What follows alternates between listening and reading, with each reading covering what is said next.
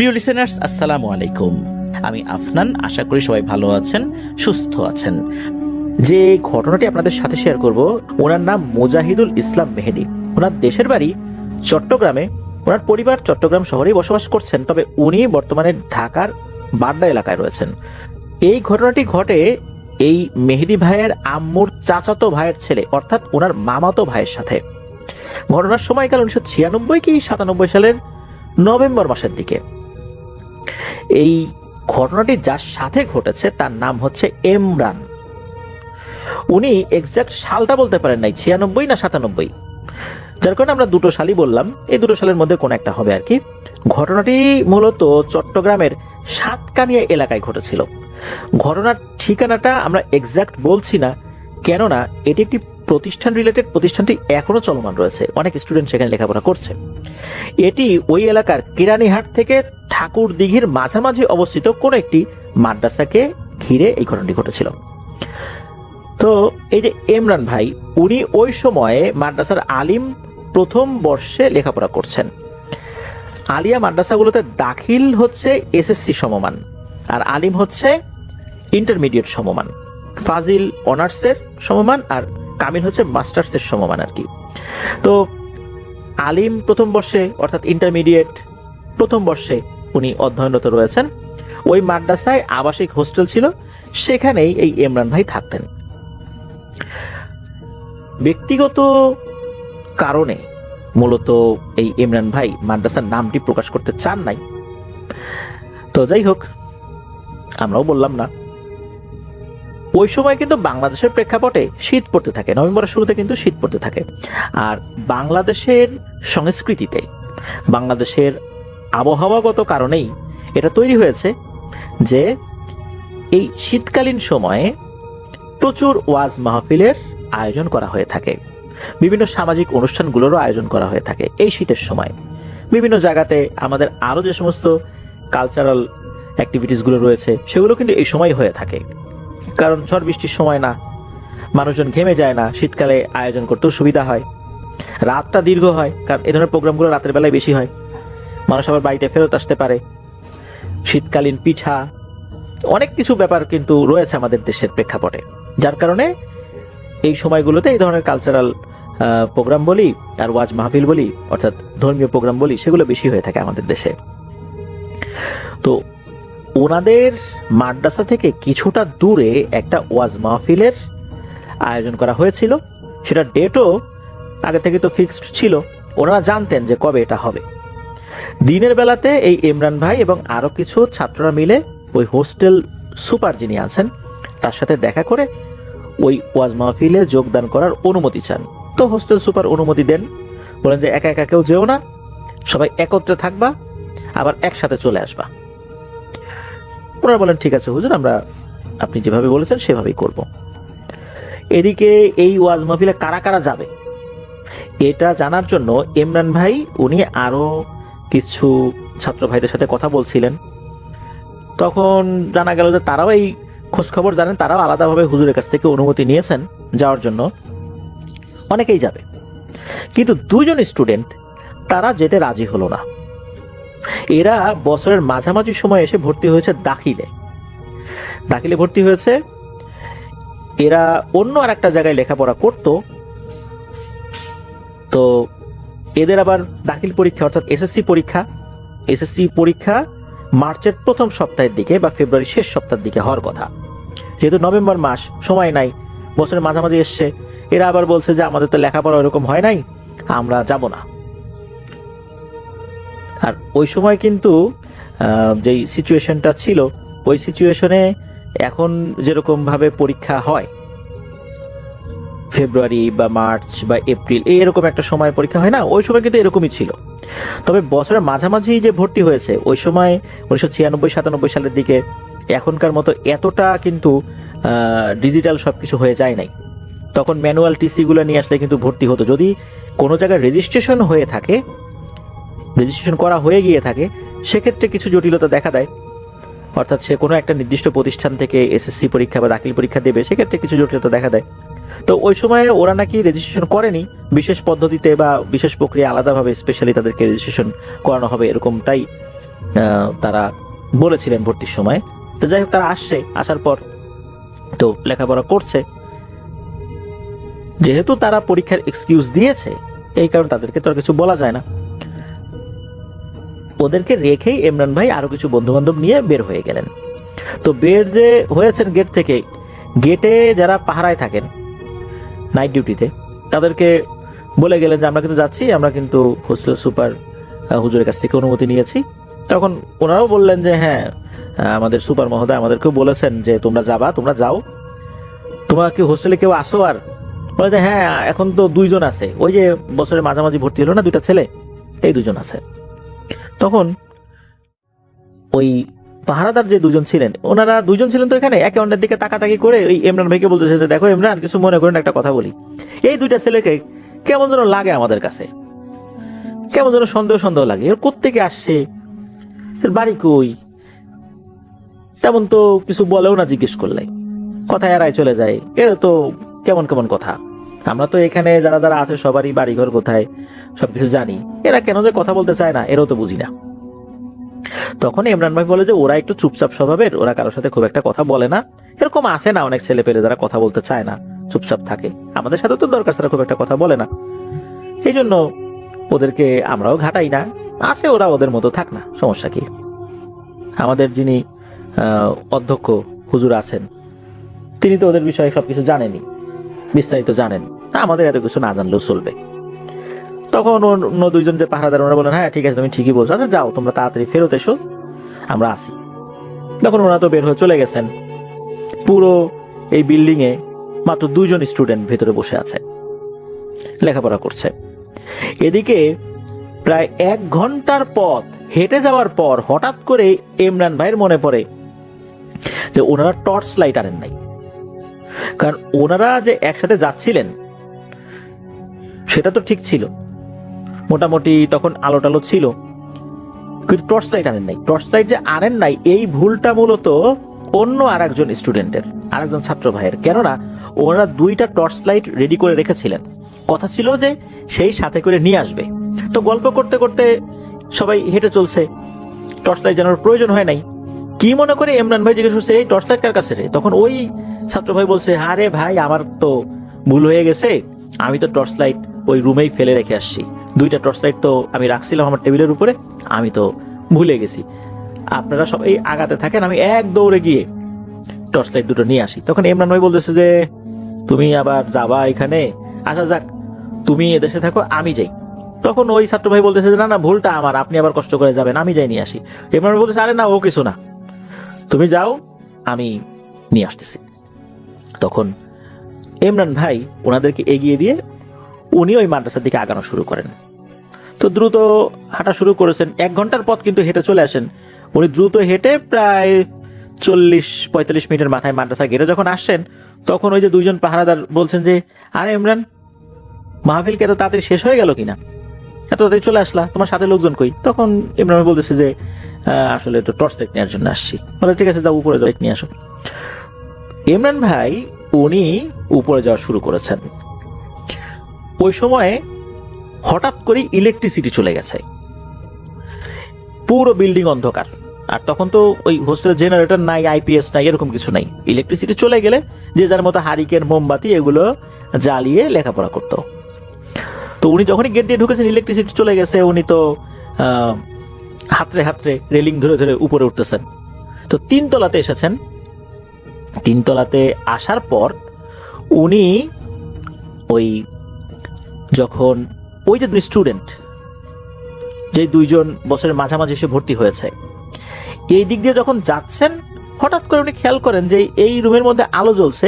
তো টেবিলের উপরে 2টো ব্রাউন কালারের, অর্থাৎ বাদামি কালারের 2টো বেড়াল বসে আছে। এই বেড়াল 2টো বই খুলে বসে আছে টেবিলের উপরে। উনি এটা দেখে কিন্তু অস্বাভাবিক কিছু মনে করেন নাই, কারণ হচ্ছে ওই হোস্টেলের আশেপাশে অনেক ছোট বড় বিড়াল ছিল, দেখতেও সুন্দর বিড়াল এরকম অনেক আছে। মাদ্রাসার বাচ্চারা বা ছেলেপেলেরা খাবার খায়, এগুলো আশেপাশে ফেলে। হোস্টেলে যেটা করা হয়, রান্নার উচ্ছিষ্টগুলো ফেলা হয়, এগুলো খাওয়ার জন্য কিন্তু বিড়ালরা আসে। অনেক সময় অনেকের রুমের মধ্যে বিড়াল ঢুকে যায়, ওনারা কেউ কিছু বলেন না আর কি।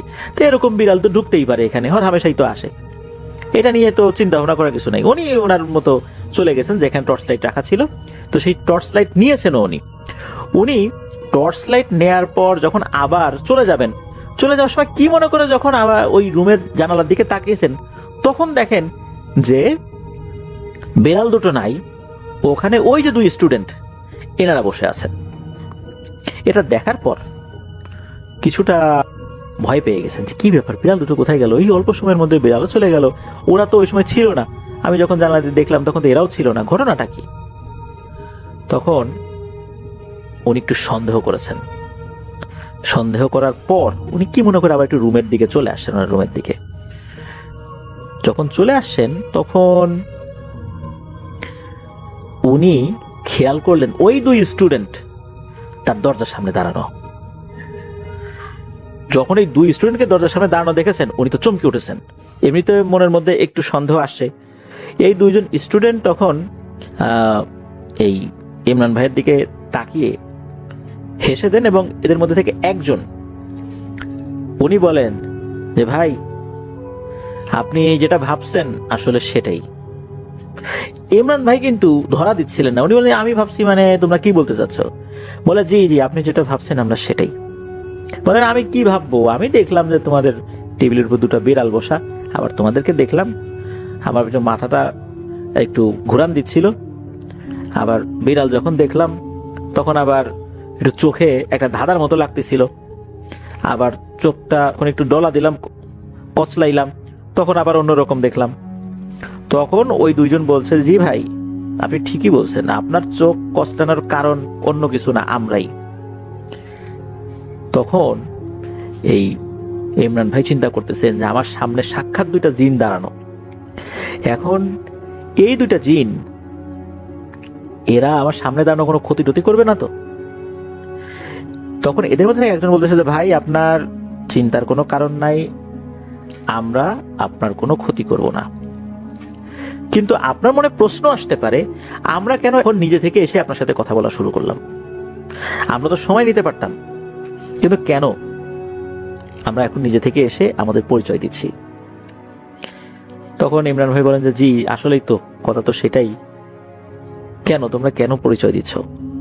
তখন এই দুইজনের মধ্যে থেকে একজন, ওদের একজনের নাম আসলে নামটা আসল নাম যেটা, মানে আসল নাম বলতে তো ওইখানে যে নামটা ছিল সেই নামটা তো আমাদেরকে দেন নাই, এটা ছদ্মনাম হিসাবে দিয়েছেন। তো ছদ্মনাম হিসাবে একজন নাম হানিফ, একজন নাম আব্দুর রহমান, এই দুটো নাম দিয়েছেন আর কি।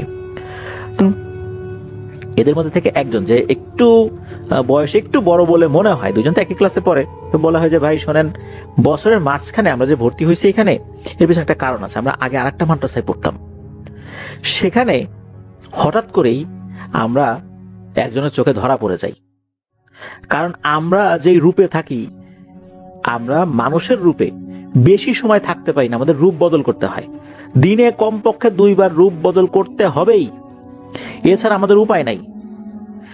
আপনারা যেমন এক পোশাক দীর্ঘ সময় ধরে পরে থাকতে পারেন না, চেঞ্জ করেন, আমাদের রূপ পরিবর্তন করতে হয়, আমরা আমাদের আসল রূপে ফেরত আসি। যখন আপনারা আমাদেরকে দেখেন মানুষের বেশে, কিন্তু নির্দিষ্ট সময় কিন্তু আমরা ঠিকই রূপ পরিবর্তন করে আবার মানুষের বেশে চলে আসি।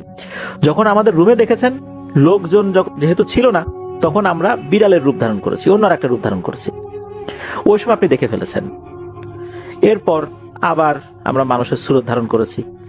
তো এরকম একটা ঘটনা আগের একটা প্রতিষ্ঠানে ঘটেছে, সেখানে একজনের কাছে আমরা ধরা পড়ে যাই, তাকে বারবার বলা হয়েছিল যে ভাই খবরদার এটাকে বলো না, বললে আমাদের লেখাপড়াটা বন্ধ হয়ে যাবে, বছরের এই মধ্যবর্তী সময় আমরা অন্য কোনো প্রতিষ্ঠানে ভর্তি হতে গেলে বেশ জটিলতা দেখা দিবে। কিন্তু ওই ছেলেটা সে বিভিন্ন জনকে বিষয়টা বলে ফেলে, যার ফলশ্রুতিতে একটা সমস্যা হয়ে যায়। মাদ্রাসার যিনি অধ্যক্ষ ছিলেন তিনি আমাদের সম্পর্কে জানতেন, উনি আমাদেরকে ডেকে বলেন যে বাবারা তাড়াতাড়ি এখান থেকে চলে যাও, আশেপাশে বেশ কিছু তান্ত্রিক কবিরাজ আছে, এরা যদি একবার খবর পায় যে তোমরা দুইজন জিন, তাহলে তোমাদেরকে বন্দি বানায় ফেলতে পারে, তোমাদের ভালোর জন্য বলছি তাড়াতাড়ি এখান থেকে চলে যাও, এখানে থাইকো না। এরপর নাকি ওই দুইজন চলে আসেন ওখান থেকে, ওনাদের জগতে যান, সেখানে সর্দারের কাছে গিয়ে বলেন যে এই ঘটনা ঘটছে। তারপর এই দুইজনকে এই মাদ্রাসায় পাঠানোর জন্য ওনাদের যে সর্দার, সেই সর্দারই তার পরিচিত একজন হুজুর যিনি এই মাদ্রাসার অধ্যক্ষ তাকে অনুরোধ করেন, বলেন যে হুজুর আপনি কোনোভাবে এই দুজন স্টুডেন্টকে ভর্তি করায় দেন। যেহেতু এটা কমই মাদ্রাসা না, এটা হচ্ছে আলিয়া মাদ্রাসা, এখানে সরকারি সব ডকুমেন্টগুলো থাকে, এখানকার হিসাব নিকাশ আলাদা, এখানে ছবি দিতে হয়, বাবার নাম মায়ের নাম অনেক কিছু দিতে হয়। তো এই জিনিসগুলো আসলে অধ্যক্ষ হুজুর হ্যান্ডেল করবেন উনি ওনার মতো করে, তাদের ছবি তোলা বা আদার সবকিছু। তো হুজুর তো রাজি হয়েছেন। এরপরে এরা এইখানে এসে ভর্তি হয়েছে। আর হঠাৎ করেই এই রাতের বেলা ইমরান ভাই তাদেরকে এইভাবে দেখে ফেলেছে। তখন ইমরান ভাই বলে যে ভাইয়া তোমরা কেন আমাকে তোমাদের পরিচয়টা এইভাবে বললা? তখন এই দুইজন বলে যে আমরা মানুষ দেখলে এতটুকু বুঝতে পারি কাদের দ্বারা আমাদের ক্ষতি হবে, কাদের দ্বারা ক্ষতি হবে না। ওই যে ছেলেটাকে আমরা নিষেধ করেছিলাম সে কিন্তু বলে ফেলেছিল। আমরা শুনেছি আমাদের সর্দার এই দুইজনকে, একজন তো আর একজনও এই বিষয়টা ছড়ানোর পিছনে দায়ী ছিল। তো এই দুইজনকে আমাদের সর্দার শাস্তি দিয়েছেন। কি শাস্তি দিয়েছেন এটা আমরা জানি না, জিজ্ঞেসও করি নাই, তবে শাস্তি দিয়েছেন। এগুলো দিতে হয়, আমরা না চাইলেও তাদের ক্ষতি হয়ে যায়। আপনি যে কাউকে বলবেন না এটা আমরা নিশ্চিত। আর আমরা যতদিন এখানে লেখাপড়া করব ততদিন কাউকে বলেন না, আমরা চলে যাওয়ার পরে বলতে পারেন। তো ইমরান ভাই বলল যে ঠিক আছে, আমার দ্বারা তোমাদের কোনো ক্ষতি হবে না ইনশাল্লাহ। তবে ইমরান ভাই এটাও জিজ্ঞেস করেছিলেন যে তোমরা কেন এই মাদ্রাসায় ভর্তি হইলা? অন্য জায়গায় ভর্তি হতে পারতা, অন্য সাবজেক্টে ভর্তি হতে পারতা, কমি মাদ্রাসায় ভর্তি হতে পারতা। তখন ওরা বলেছিল যে না, আমাদের সর্দার এরকমটাই চেয়েছিলেন যে আমাদের মধ্যে বিভিন্ন সাইডে লেখাপড়া করতে হয়, কেউ হাফেজ হবে, কেউ আলেম হবে, কেউ এই জেনারেল এডুকেশনে তারা শিক্ষিত হবে, কেউ ডাক্তার হবে, ইঞ্জিনিয়ার হবে, এরকম সর্দারের কিছু নির্দেশনা থাকে। সেই নির্দেশনা মেনেই তারা এই মাদ্রাসায় ভর্তি হয়েছে, মানে এই লাইনে লেখাপড়া করছে। যাই হোক এরকমটা বলেন। তারপর ইমরান ভাই উনি ওনাদের কাছ থেকে বিদায় নিয়ে আবার চলে যান সেই মাহফিলে। তো মাহফিলে গিয়েছেন, ঠিকঠাক মতো মাহফিল শেষ করে চলে আসেন। এরপরে কিন্তু দীর্ঘ একটা সময় চলে যায়, দীর্ঘ একটা সময় চলে যায়। এই সময়ের মধ্যে কিন্তু এই দুইজনের সাথে ইমরান ভাইয়ের সখ্যতা খুব ভালোই ছিল, কোনো ধরনের কোনো সমস্যা হয় নাই। ইমরান ভাইয়ের বিভিন্ন ধরনের সমস্যা এই দুজন হেল্পও করেছে ঠিকঠাক মতোই। নাকি এরা এখানকার দাখিল পরীক্ষাটা শেষ করে, দাখিল পরীক্ষা দিয়ে এরা চলে গেছে। তাদের সার্টিফিকেট বা অন্যান্য আদার সব কিছু তোলা বা এরকম কোনো কিছু সম্পর্কে আসলে এইভাবে ইমরান ভাই বলেন নাই। তো এই কারণে বলেন নাই, কারণ এগুলো নিয়ে আবার সেই মাদ্রাসায় গিয়ে ঘাটাঘাটি হতে পারে, অনেকে ঘাটাঘাটি করতে পারেন, এগুলো আসলে ইমরান ভাই চান নাই। যার কারণে অনেক কিছু গোপন করেই এই বিষয়গুলো বলা হয়েছে বা ঘটনাটা আমরা শেয়ার করলাম আর কি। ওকে রাসেল ভাই, এই কাহিনীটা আমাকে বলেছে স্বর্ণা। এটা হচ্ছে তার কলেজ লাইফের কাহিনী আর কি, এসএসসি তে যখন পাস করেছে আর কি, ওই সময় আর কি। জি, ফ্রেশ কলেজ গার্ল ছিল সে তখন। যাক, এটা হচ্ছে যে ওই সময়টা তাদের নানা বাড়িতে একটা অনুষ্ঠান হয়। এটা হচ্ছে একজনের মৃত্যুবার্ষিকী, তাদের একটা মানে মামা হয়, বড় মামা আর কি, তার এক মৃত্যুবার্ষিকী ছিল ওখানে। তো ফ্যামিলির সবাই ওখানে যায় গ্রামে। তো যাওয়ার পরে গ্রামের বাড়ি তো মনে করেন যে একটু স্ক্যাটার্ড টাইপের হয়, বিভিন্ন ঘর আছে, তারপর কাচারি ঘর টাইপের একটা এরকম ঘর থাকে দূরে। তো যেটা হয় রাতের বেলা ওরা ওখানে বসে অনেকক্ষণ গল্প করে আর কি। গ্রামের কিছু আত্মীয় স্বজন সবাই মিলে কাহিনী বলে। তো এই কাহিনী বলতে বলতে ওদের এক নানির কাহিনী বলে যে সে বেশ বয়স্ক আর তার লাইফে সে নাকি কখনো বিয়ে হয়নি আর কি, এরকম। আচ্ছা আচ্ছা, মানে উনি ওভাবেই আর কি বয়স হয়ে গেছে আর কি, বুড়ি হয়ে গেছে, একসময় বিয়ে হয়নি। কারণটা হচ্ছে ওনার ইয়াং কাল থেকে উনি পজেস ছিল আর কি। আচ্ছা, এবং ওনার পজেশনটা খুব অন্য লেভেলের। যখন ওনার পজেশন হয় উনি নাকি অনেক উদ্ভট কার্যক্রম করেন। দেখা যাচ্ছে যে উনি ওনাকে বিভিন্ন সময় দেখা যায়, হ্যাঁ, ঘরের মধ্যে উনি আছে, হঠাৎ করে দেখা যাচ্ছে যে আরেকজনের বাসায় বসে আছে, হ্যাঁ, মানে কাছাকাছি জায়গায়, মানে presence in different locations at the same time. মানুষ বুঝতে পারে না। আবার দেখা যাচ্ছে যে কারো বাসায় বসেছিল, পরে যে দেখে উনি ঘুমায় আছেন। তো হ্যাঁ, মানে একজন মানুষকে বিভিন্ন জায়গায় বিভিন্ন সময় দেখা যাচ্ছে। হ্যাঁ, তো একই সময় বিভিন্ন জায়গায় দেখা যাচ্ছে। তো এরকম ব্যাপার স্যাপার। আবার উনি দেখা যাচ্ছে কেউ সুপারি চাচ্ছে, উনি হাত খুলে সুপারি দিয়ে দিচ্ছে, এরকম। আর মাঝে মাঝে উনাকে মানে যখন পজেস করে ধরে তখন নাকি উনি ওরকম মুখ টুক দিয়ে ফেনা উঠে যায় এবং মানে গড়গড় করতে থাকে, তখন ওনার আশেপাশে কেউ থাকে না। এবং এরকম অনেক মানে কাহিনী আছে যে দেখা যাচ্ছে ওনার পজিশনের সময় কেউ গেছে এরকম মানে ওনাকে ধরতে বা কিছু, উনি দেখা গেছে উঠে একটা চড় দিছে এবং ওই চড়ের জন্য সেই মানুষের ঘাড়ের এখানে ফ্র্যাকচার হয়ে গেছে, এরকম মানে এত জোরে মারছে, থিংস লাইক দ্যাট। তো ওই নানির বিভিন্ন কাহিনী আর কি, এবং তার ছোটকাল থেকে পজিশনের পর থেকে কিভাবে হয়েছে এগুলো কাহিনী বলতো যে ওনার মধ্যে এমন ভাব চলে আসছিল যে উনি দেখা গেছে যে মানে ওনার দৃষ্টিটাও খুব হয়ে গেছিল আর কি, কিন টাইপের একটা দৃষ্টি ছিল। তো ওনাকে অনেকে এড়ায় চলতো আর কি ওখান থেকে। মানে অনেক সময় যে একটা আছে না কথাটা বলে যে ডাইনি ডাইনি ভাব চলে আসে, কাইন্ড অফ লাইক থিংস, এরকম ধরনের একটা ব্যাপার। তো এর জন্য অনেকে ওইটাকে মনে করেন যে মানে ওনাকে এড়ায় চলতো। এই কাহিনীটা বলতে বলতে তো ওর মধ্যে না ব্যাপারটাতে খুব প্রভাব পড়ে রাসেল ভাই। আচ্ছা, প্রভাব পড়ে বলতে মানে সে এগুলো শুনতে শুনতে মানে ওর মানে কিছুটা ভিজুয়ালাইজ করা শুরু করে ওই নানির ব্যাপার স্যাপার, যদিও নানি ওই আড্ডার মধ্যে ছিল না যে নানির কথা বলতেছে তারা, মানে এক নানির বোন নানি আর কি হয় সম্পর্কে এরকম। তো তো ওর মধ্যে প্রভাব পড়ে এবং ও অনেকটা চিন্তা করতে থাকে, বলে এই বাড়ি মানে এই উঠানের মধ্যে দিয়ে চলাফেরা করছে এই করছে, তো উনি এখানে ছিল না, উনি ছিল আরেক বাড়িতে, উনি আজকে এই অনুষ্ঠান উপলক্ষে এখানে আছে, এই বাড়িতেই আছে। তো শুনে ওর মধ্যে বেশ প্রভাব পড়ে। এখন এই প্রভাবটা হচ্ছে কি রাসেল ভাই, এটা আই উড সে মানুষকে কিন্তু কয়েক সময় মানে জিন পজেস করার জন্য কয়েকটা সময় দরকার তাদের। একটা হচ্ছে মানুষ যখন খুব ভয় পেয়ে যায় তখন তাকে পজেস করে, মানুষ যখন রেগে থাকে তখন পজেস করে, হ্যাঁ, এবং মানুষের কোনো কিছুর প্রতি যদি খুব মানুষ অবসেসড হয়ে যায় তখনও মানুষকে পজেস করে জিন। সো যতদূর সম্ভব ওর ভয়ের সময়টাই কিছু একটা মানে কিছু একটা ঘটছিল ওর মধ্যে, ও একটু আনমনা হয়ে যায়। যাই হোক, ওকে রাতের বেলা ওদেরকে থাকতে দেওয়া হয় যে ঘরটাতে, সেটা হচ্ছে ওদের মূল যে বাড়ির মধ্যে সব কার্যক্রম পরিচালিত হয় সেটা না, একটু দূরে আরেকটা গেস্ট রুমের গেস্ট হাউস টাইপের আর কি, এরকম দুইটা রুম, বাথরুম টাথরুম করা, বারান্দা টারান্দা আছে, বাট ওই মানে ছাদটা হচ্ছে টিনের ওই বাসা, এরকম একটা জায়গায় তো থাকতে দেওয়া হয়। এবং শীতকাল, তো ও যে ওখানে আছে, স্বর্ণা যে আছে, তার সাথে স্বর্ণার এক আত্মীয় আর কি, সেটাও আর কি আপনার ওই খালা টাইপের আর কি, ওনাকে দেওয়া হয়, দিয়ে বলে যে তোমরা এখানে থাকো রাতে। আচ্ছা, তো ওই রুমের মধ্যে ও থাকতেছে। তো ও যখন থাকতেছে বলছে শীতকাল, বেশ ঠান্ডা পড়ছে চারিদিকে, মানে মানে এমন শীতটা ছিল দাঁতে দাঁত বাড়ি খাওয়ার মতো শীত, প্রচন্ড। খাওয়ার পর কাঁপতে কাঁপতে তারা যে লেপের নিচে ঢুকছে। এখন ঢোকার পর এক সময় ওই খালা হ্যাঁ বলতেছে মানে তুমি ঘুমায় যাও, এসে সাবধানে কিছু হলে আমাকে ডেকো, হ্যাঁ।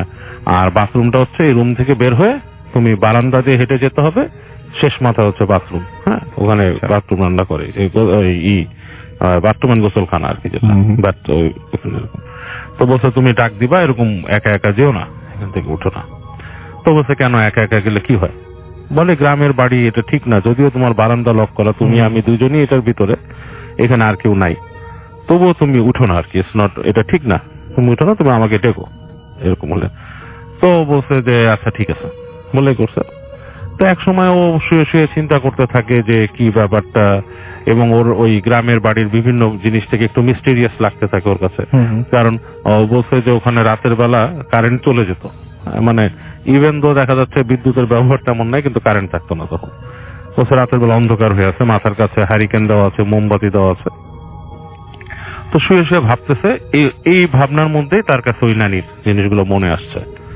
এবং আমার কাছে যেটা মনে হয় ওই যে এসব ব্যাপার স্যাপার আর কি, তার ভেতরে কোনো পজিশনের ব্যাপার তখন আসে আর কি, ওই টাইমটা কাজ করে।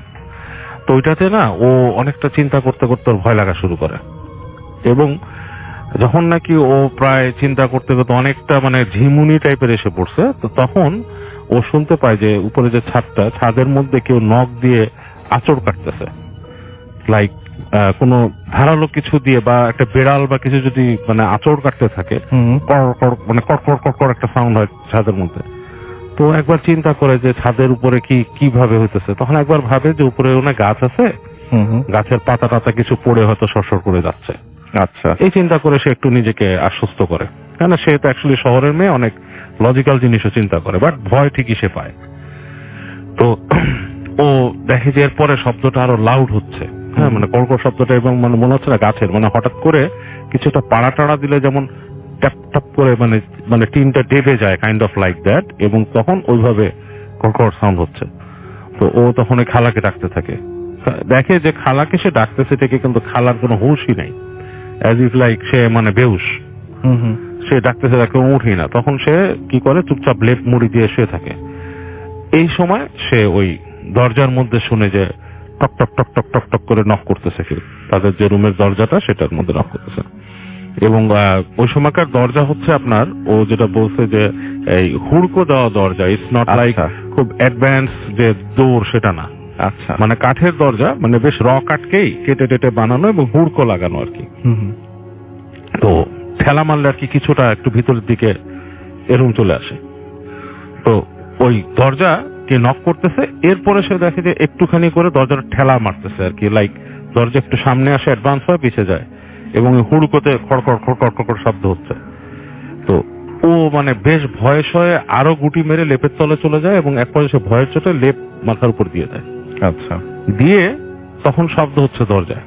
তো ও আবার হাত দিয়ে খালাকে ডাকে, খালা উঠে না। তো ও পরে কি কিউরিয়াসিটির কাছেও হয় যে কি হচ্ছে, ভয়ে একদম জমে গেছে। তো আস্তে করে জানলা দিয়ে ওই যে লেপের ফাঁক দিয়ে সে একটু তাকায়।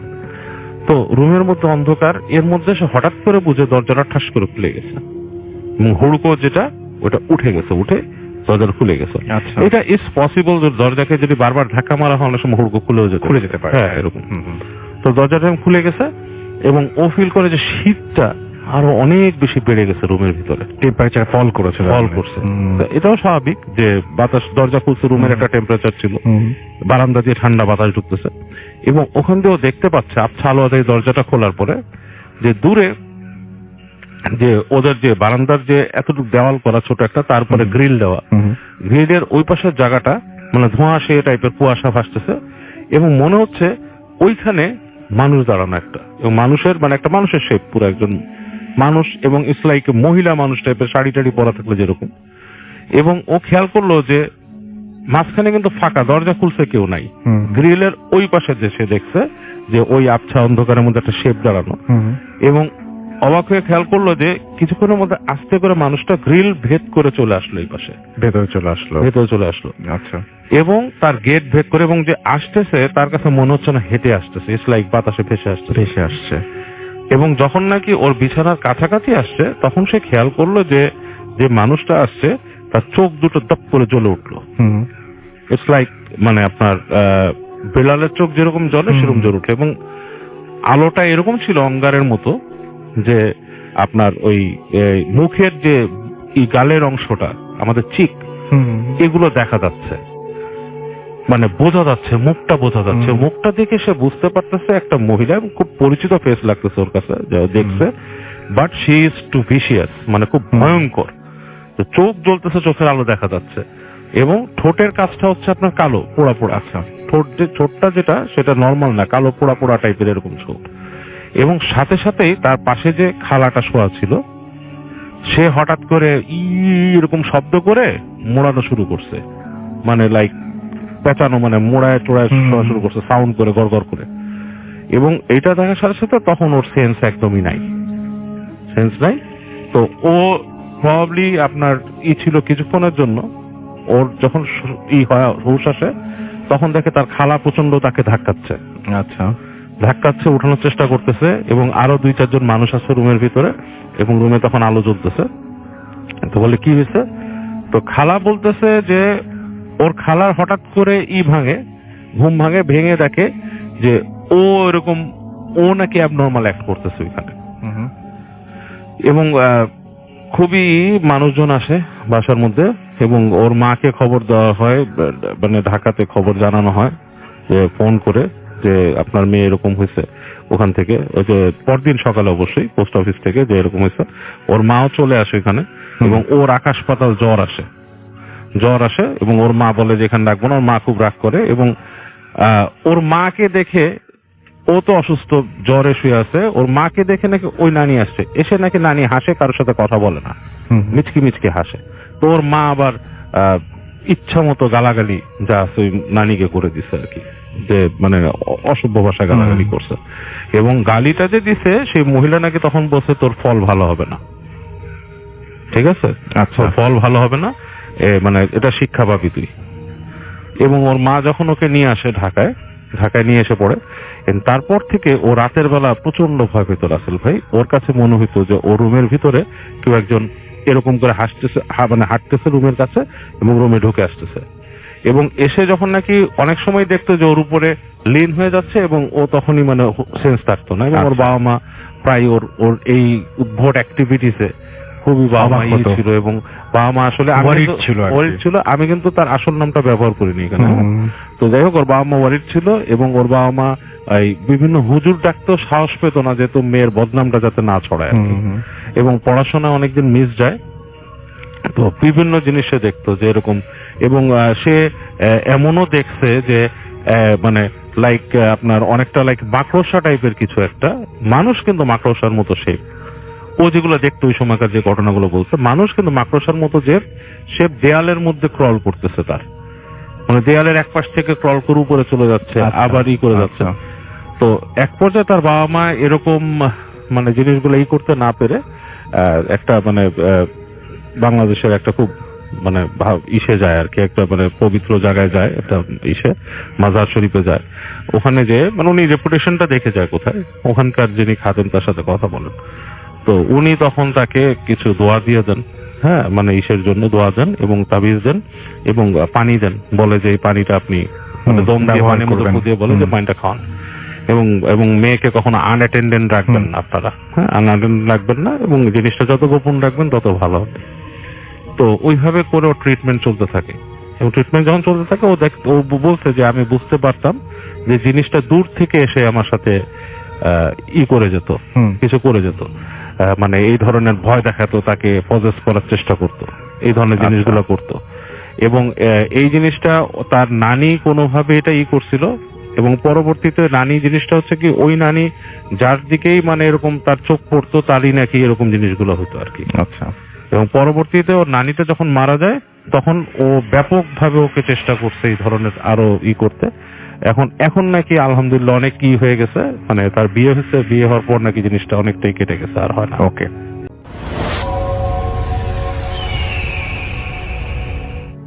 আসসালামু আলাইকুম, আপনাদের সবাইকে সাদর আমন্ত্রণ জানাচ্ছি। আমি আহমেদ বাবু। কেমন আছেন আপনারা? আশা করি সবাই ভালো আছেন। আমি আল্লাহর রহমতে ভালো আছি আলহামদুলিল্লাহ। এই ঘটনাটি আমাদের সাথে শেয়ার করেছেন লিটন, রাজশাহী থেকে। লিটন তার নিজের সাথে ঘটা একটি ঘটনা আমাদের কাছে শেয়ার করেছেন এবং তিনি অনুরোধ করেছেন আমি যেন ঘটনাটা আমার মতো করে আপনাদের কাছে প্রেজেন্ট করি। 2000 সালের ঘটনা। লিটন তখন এইচএসসি পাশ করে ইউনিভার্সিটি ভর্তি এক্সামের জন্য প্রিপারেশন নিচ্ছে। কিন্তু এই সময় তার মামার বিয়ে হয়ে গেল, তার ছোট মামার বিয়ে হয়েছে এবং তার মামা তার সাথে খুব ক্লোজ ছিল। তো যাই হোক, মামার বিয়েতে খুব আনন্দ ফুর্তি করলো, সে মামার শ্বশুর বাড়িতে গিয়েছিল এবং বেশ পছন্দ হয়েছে জায়গাটা। খুব সাজানো গোছানো একটা গ্রাম, মানে একেবারে খুব সুন্দর। এবং সেখানকার পাশে সুন্দর খাল বয়ে গেছে এবং খালের পাশ দিয়ে গেলে এক পাশে একদম গাছগাছালিতে ঘেরা এবং সেইখানে একটা পুরনো জমিদার বাড়ি আছে। তো এই জমিদার বাড়িটা লিটনের কাছে বেশ লেগেছিল। তো যাই হোক, মামার সেই বিয়ে খাওয়া বা বিয়ে হওয়া, তারপরে বেশ অনেকদিন সময় চলে গেল। লিটন তখন রাজশাহী বিশ্ববিদ্যালয়ে ভর্তি হয়েছে, সেখানেই সে চান্স পেয়েছিল। আর তারপরে বেশ অনেক ফ্রি টাইম তার কাটছে। তো একবার সে তার মামার সাথে গেল মামার শ্বশুর বাড়িতে বেড়াতে গেল। মামা মামি গেছে, তার সাথে লিটনও গেছে এবং গিয়ে সে এইবার একটু ঘোরাফেরা করতে পারতেছে, কারণ তার হাতে মোটামুটি সময় আছে। তো ঘুরতেছে, মামা মামি রাতের বেলা হেঁটে হেঁটে ঘুরতে যায়। তো লিটন বললো যে আপনারা কই যান? তো মামা বললো যে দেখ ওইদিকে ওই যে জমিদার বাড়ির পাশ দিয়ে যে রাস্তাটা গেছে না, ওইটার পাশ দিয়ে নামলে ওই যে ওখানে নদী আছে, নদীর পাশে খুব সুন্দর জায়গা ঘোরার।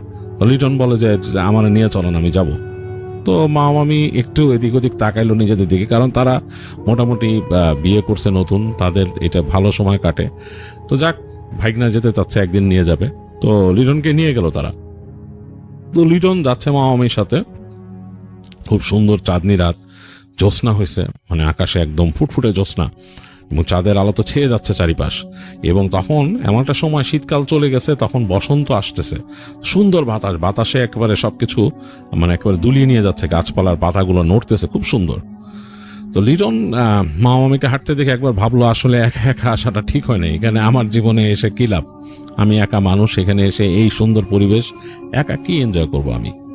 তো যাই হোক, হাঁটতে হাঁটতে এক সময় সেই জমিদার বাড়ির পাশের রাস্তাটা দিয়ে তারা যাচ্ছে। তো লিটন তার মামাকে বললো, মামা এই জমিদার বাড়ির ভিতর দিয়ে হেঁটে যাই চলেন। তো মামা বলতেছে, তার মামি বলতেছে, না না না, ওই জায়গা খারাপ, ওই যাইতে দেয় না, বাসার কেউ না করে ওখানে যাওয়া নিষেধ আমাদের, আমাকে তো একদমই নিষেধ, মেয়ে মানুষের একদমই নিষেধ দিতে যাওয়া। তো লিটনের মামা তখন বলে, আরে কি হবে, কিচ্ছু না, ভাগনা বলছে চলো। তো তিনি মানে জোর করে তার স্ত্রীকে, তার স্ত্রী একদমই যেতে চাচ্ছে না, কারণ সে ভয় পায়। তো লিটনের মামারও আসলে ইচ্ছা ছিল যে জমিদার বাড়ির মাঝখানটা দেখা কেমন। তো যাই হোক, লিটনও খুব আগ্রহ, তো ঢুকে গেল মামা মামির সাথে। হেঁটে হেঁটে যাচ্ছে জমিদার বাড়িটার এক পাশের দিয়ে, মানে ঢোকার রাস্তাটা, তখন দিয়ে যখন ঢুকতেছে দেখতেছে মাঝখানে প্রাঙ্গণ এবং বাঁ পাশে জমিদার বাড়ি। খুবই সুন্দর একটা বিল্ডিং, কিন্তু এই যে কালের মানে এই যে কষাঘাতে যেটা হয়েছে যে ইট অনেক কিছু খসে গেছে, প্লাস্টার খসে গেছে, বড় বড় লতা পেঁচায় গেছে পাশ থেকে, অন্যরকম। কিন্তু একটা অদ্ভুত নির্জনতা আর অদ্ভুত একটা ঠান্ডা ভাব আছে জমিদার বাড়িতে। এবং সেখানে দেখলো কয়েকটা গাছ এখনো আছে, ওগুলো মরা গাছের মতো, ওগুলোতে পাতা গজায় নেই। মানে এই যে শীতটা গেছে কয়দিন আগে, শীতের পরে যে বসন্তে পাতা আসবে, পাতা আসে নাই, ডালপালাগুলো বেশ বিভিন্নভাবে মোড়ায় টোড়ে আছে। আর দরজা, ওই যে জমিদার বাড়ির মূল ফটক যেটা, সেটা খোলা, সেখানে দরজা নাই, একেবারে মুখ বদনান করে আছে জায়গাটা। অন্ধকার ভিতরে দেখা যাচ্ছে, ঘুরঘুরটি অন্ধকার ভিতরে, চাঁদের আলো বারান্দায় খেলা করতেছে, একটা অন্যরকম অবস্থা। তো লিটনের মামা বললো যে এই জোস তো, দেখ খুব সুন্দর কিন্তু দেখ। তো লিটন বললো যে হ্যাঁ মামা, অনেক সুন্দর, মানে খুব সুন্দর একটা পরিবেশ। হ্যাঁ। তো তার মামি তাকে টানতেছে, বলে না না, এখানে চলো, এখানে থাকা যাবে না, আমার বাসায় শুনলে রাগ করবে, এসে বলে উঠলে। এবং মনে হলো যে লিটনের মামি একটু লিটনের উপরে বিরক্ত হইতেছে, কারণ লিটনই কিন্তু মামাকে নিয়ে আসছে এখানে। লিটন ব্যাপারটা বুঝতে পারছে, তা সে বলছে, আচ্ছা মামা চলো বেরি, আগে সামনে চলো। তো তার মামা হাঁটতে হাঁটতে সামনে চলে গেল তার স্ত্রীকে নিয়ে, এবং তা দেখলো যে লিটনের মামি তাড়াতাড়ি তার নিজের চুল ঢাকতেছে, মানে চুলটা ভালো মতো মানে কভার করতেছে। তো ওইখান থেকে বের হয়ে তারা চলে গেল ওদিক দিয়ে। তো লিটনও পিছে পিছে বেরোলো, মানে জমিদার বাড়ির মূল কম্পাউন্ডটা পার হলো। তো তার কাছে কেন জানি মনে হইতেছিল, লিটনের কাছে মনে হচ্ছিল যে তাদেরকে কেউ দেখতেছে যখন তারা ওদিক দিয়ে যাচ্ছে, মানে দে আর বিং ওয়াচড, এরকম মনে হলো। তো মনে মনে চিন্তা করলো যে হইতেই পারে, পুরানো জমিদার বাড়ির ভিতর দিয়ে গেছি, কত রকমের কথা প্রচলিত থাকে, মানুষ বলে যে এখানে অতৃপ্ত আত্মা থাকে ইত্যাদি ইত্যাদি, তো হইতেই পারে কিছু একটা, এরকম ভয় লাগতেই পারে। যাই হোক, তারা বেরোলো ওখান দিয়ে, এবং বেশ রাতের যে পরিবেশের শব্দ, ঝিঝি পোকা ইত্যাদি ইত্যাদি রাখতেছে, রাস্তা দিয়ে যাচ্ছে তারা, তখন কিন্তু 9টা ক্রস করে গেছে রাত্রে। তো হাঁটতে হাঁটতে তারা ওই রাস্তা দিয়ে চলে আসলো, এবং সামনেই নদীর মানে নদী দেখা যায় ওখানে। বেশ খানিকটা রাস্তা পার হয়ে গেলে একটা দুই পাশে খোলা প্রান্তর আর ওই পাশে নদী। এবং তার মামির প্ল্যান হচ্ছে মামাকে নিয়ে ওখানে হাঁটবে, তারা হয়তো ওখানে এই 2-1 দিন এসে গল্প টল্প করছে বা সময় কাটাইছে সুন্দর। তো যাই হোক, লিটন দেখতেছে যে মামি হাঁটতেছে, এবং সে বুঝতে পারতেছে যে মামি একটু বিরক্ত, মানে লিটন সাথে থাকায়, মানে তারা গল্প করবে, যাবে ওইখানে, আর ওই যে ঘরের মধ্যে দিয়ে ঢুকাইছে ওইখানে, এটাতেও মানে লিটন উপর একটু বিরক্ত। তো লিটন বুঝলো যে আসলে সে এখানে আনওয়ান্টেড গেস্ট হয়ে গেছে। তো মামাও ব্যাপারটা বুঝতেছে যে লিটন হয়তো ফিল করতেছে। মামা বলতেছে, কি রে, কি অবস্থা, তোর কাছে কেমন লাগতেছে, মানে এক্সট্রা কথা বলতেছে মামার সাথে, লিটনের সাথে। তো লিটন কিছুক্ষণ পর বুঝতে পারলো যে মানে আসলে মামা তার নিজের যে একটা মানে ভালো সময়, সেটা নষ্ট করে ফেলতেছে তার জন্য।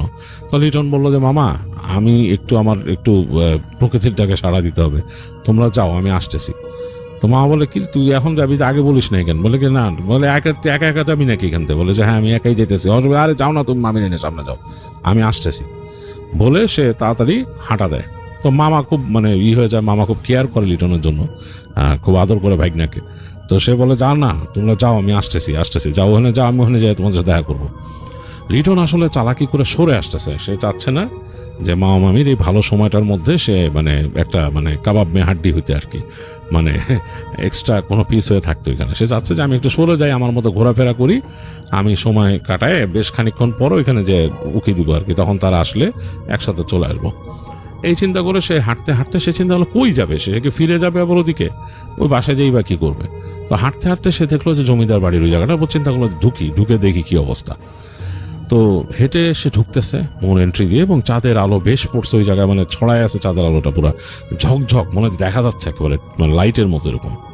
তো উঠানে যে দাঁড়াইলো মাঝখানে জমিদার বাড়ির, এবং যে দেখতেছে যে মাঝখানে একটা ফোয়ারা ছিল, সেখানে আর পানি নাই, একটা ছোট্ট এরকম মূর্তির মতো যেটা দিয়ে পানি হয়তো পড়তো, খুব সুন্দর করে বানাইছে। তো লিটন যে ভালো মতো মূর্তিটা দেখতেছে, দেখে এসে ভাবতেছে যে এটা খুব সুন্দর একটা স্কাল্পচার, এটা কি এখানে তৈরি করছিল নাকি, তার মাথায় আসতেছে যে নাকি অন্য কোনো কারিগর আনাইছিল বা বিদেশ থেকে আমদানি করে বসাইছে এটা ওই সময়।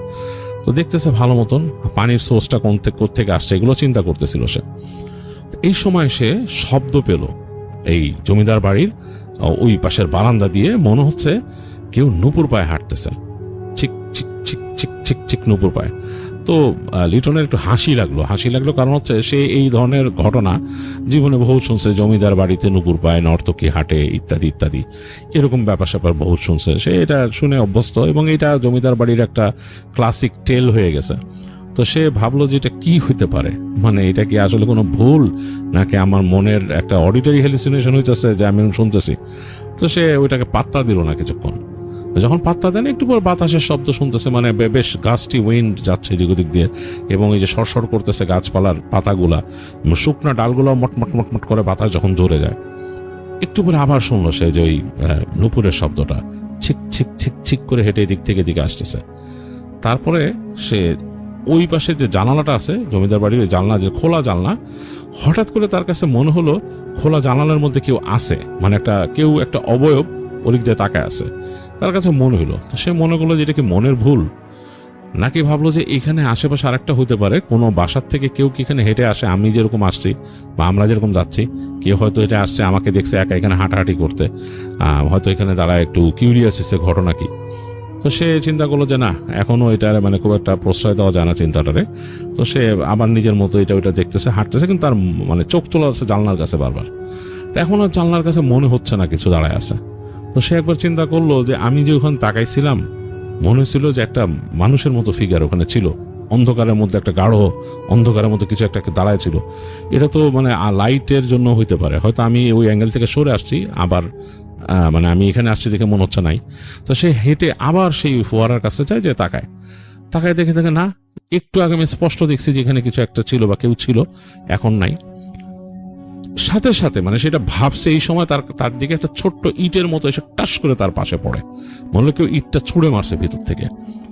এবং মানে সে একটু মানে ইটটা পড়াতে একটু অস্বস্তি ফিল করছে লিটন যে কে মারছে। তারপর আরেকটা ইট পড়ে, ছোট্ট একটা ইটের মতো, ঢিলের মতো, এবং তারপর একটা হাসির শব্দ, নারী কণ্ঠে খিলখিল হাসি, মানে হেসে, মানে কেউ মজা করে কাউকে যদি মানে দুষ্টমি করে এরকম। তো লিটন বুঝলো যে, সে মনে মনে চিন্তা করলো যে এইটা মনে হয় কোনো মেয়ে, হয়তো আশেপাশে কোনো বাসা আছে, এরাও বের হয়েছে, আর সে ধারণা করে নিয়েছে একাধিক মেয়ে মনে হয়, এরা তাকে দেখছে, দেখে হয়তো ওখানে ঢুকে দুষ্টমি করতেছে, জমিদার বাড়ি দিকে ভয় দেখাইতেছে। তো লিটন চিন্তা করলো যে আজকে এটার একটা শিক্ষা দিতেছে আমি দাঁড়াও। তো সে হেঁটে রওনা দিল সোজা ওই জমিদার বাড়ির দিকে, মানে ওই যেই মূল যে বাড়িটা, যেখান থেকে ওই যে দরজা নামছে আর কি, সিঁড়ি নামছে ওদিকে, সে একদম সরাসরি দিকে হাঁটা ধরলো। তো হাঁটতে হাঁটতে সে সিঁড়ি দিয়ে হেঁটে যাচ্ছে, সিঁড়ি দিয়ে ওঠা শুরু করলো। তো বেশ কয়েকটা ধাপ সিঁড়ি আছে, সিঁড়ি দিয়ে উঠে সে মূল বারান্দায় উঠলো। বারান্দায় উঠে সে কান পাততেছে, কেন যে লিটনের কাছে একটু ভয় লাগা শুরু করলো, গাটা কেমন শিরশির করতেছে এখন। তখন সে চিন্তা করছে, নিজেকে আবার প্রবোধ দিতেছে, আরে ধুর, কিসের ভয় পেয়েছে, এগুলো কিচ্ছু না, এগুলা কেউ দুষ্টুমি করছে, এখানে ঢুকে আমার সাথে দুষ্টুমি করছে বলে সে হেঁটে হেঁটে ওই যে জানলার দিকে সে একটা ফিগারের মতো দেখছে, মনে হচ্ছে কেউ দাঁড়ায় ছিল, সেদিকে হাঁটা শুরু করলো, ওই রুমটার দিকে। দরজা কিন্তু খোলা, দরজা নাই। এই সময় সে পায়ের শব্দ শুনলো, six six six six six six, মনে নুপুর পায়ে দৌড়াচ্ছে, মানে ঘরের ভিতরে। তো সে তখন বললো যে এই তো, এইটা হলো আরেক দুষ্টুমি, মানে হয়তো মেয়েটার পায়ে নুপুর আছে, বা তারা ইচ্ছা করে কিছু দিয়ে বাজাচ্ছে, চুড়ি বা কিছু দিয়ে নুপুরের মতো শব্দ করতেছে, এটা হচ্ছে আমাকে করার জন্য। আর নিশ্চয়ই আশেপাশের বাসায় কোনো মেয়ে আছে যারা এরকম বের হয় রাতে হাঁটতে বা নদীর পাড়ে যায়, আমাকে দেখছে, দেখে এই কাজগুলো করতেছে, মানে ভয় দেখানোর জন্য। সেইভাবে চিন্তাই করে নিয়েছে লিটন।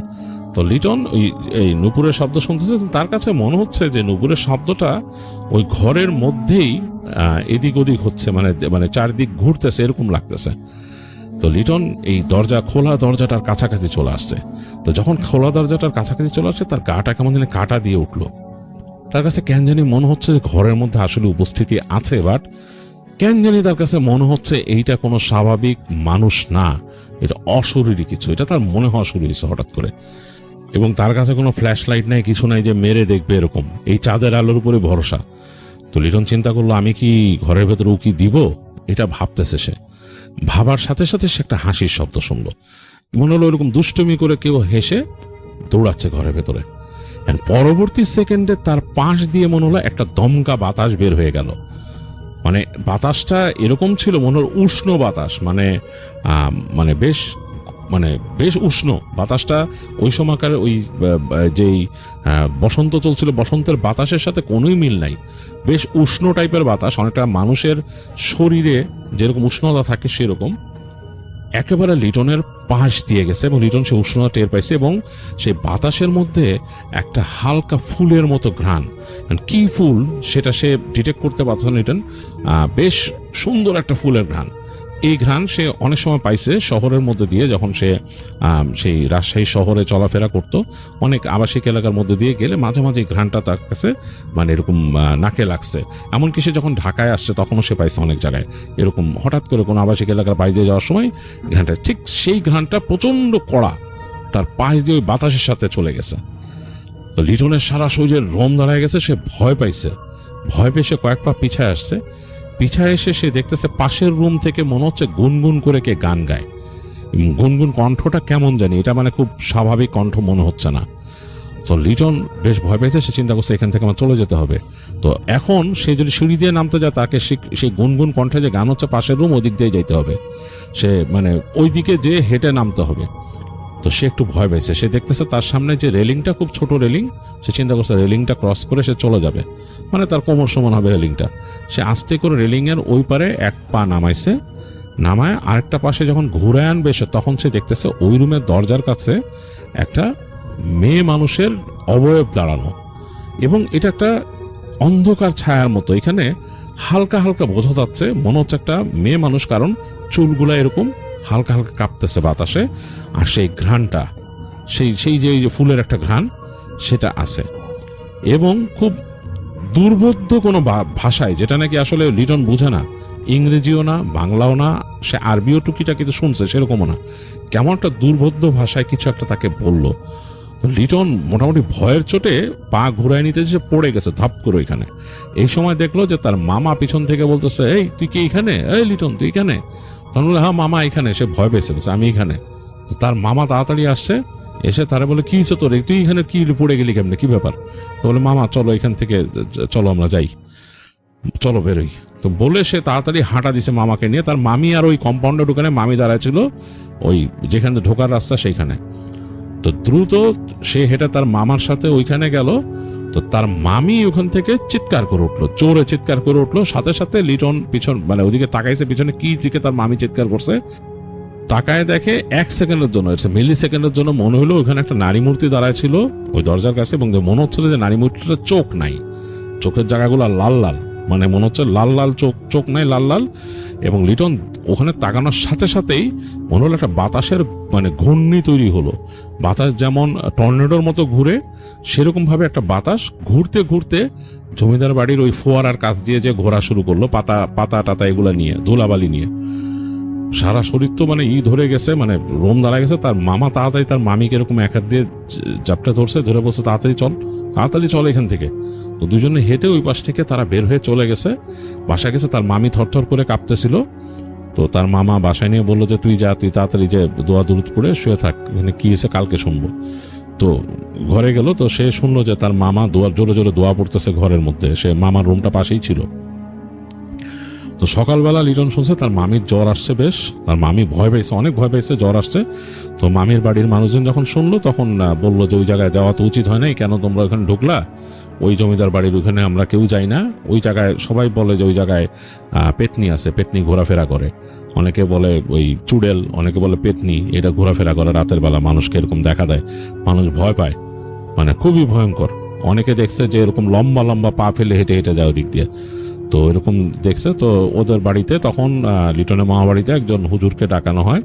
তিনি এসে ঝেড়ে দেন, লিটনের মামিকে ঝাড়েন, মানে লিটনের মামাকেও ঝাড়েন, তাকেও ঝাড়েন, তিনজনকে ঝাড়েন। বলে যে না, কারো উপরে কোনো পজেস্ট করে নেই, বাট তারা হয়তো খারাপ কিছু দেখছে। হুজুর বলে খারাপ কিছু দেখছে, রাতের বেলা এরকম চলা ফেরা উচিত না, নদীর পাড়েও যাওয়া উচিত না।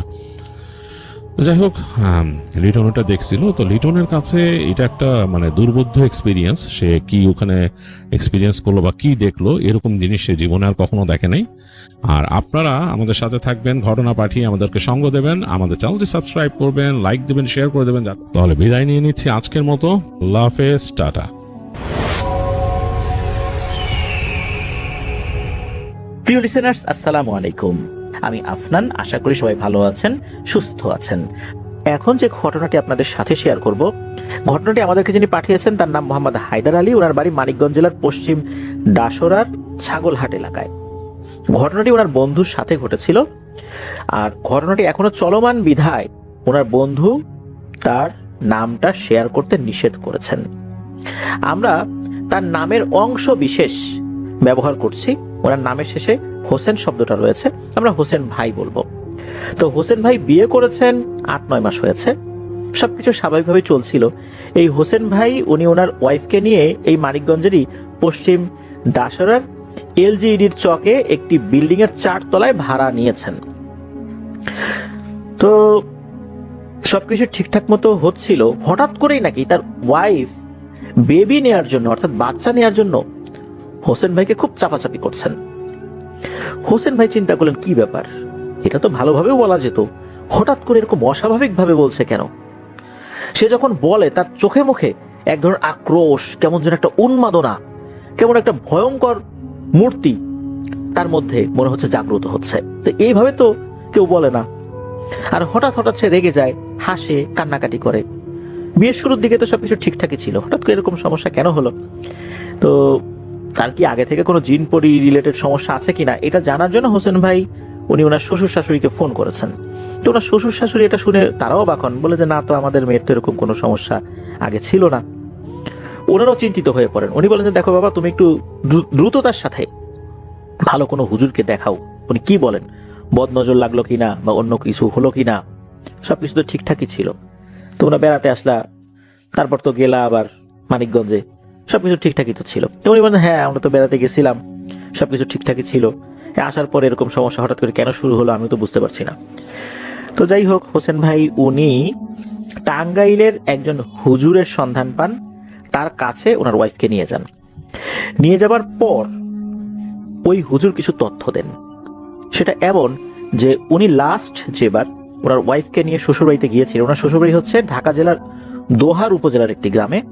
তো ওই দোহারের যে গ্রামে গিয়েছিলেন, ওখান থেকে দুজন জিন, একটা পুরুষ একটা মহিলা, এই দুজন আবার স্বামী স্ত্রী, এই দুইটা এই হোসেন ভাইয়ের ওয়াইফের উপর ভর করেছে। কেন ভর করেছে এই বিষয়ে উনি সুনির্দিষ্ট কোনো তথ্য দেন নাই, তবে বলেছেন যে এই ভর করার পেছনে তেমন কোনো কারণ নাই। ওনার ওয়াইফ যে চুল খোলা রেখে কোথাও গিয়েছিলেন এটা সেটা এরকম কোনো কিছু আসলে পাওয়া যাচ্ছে না।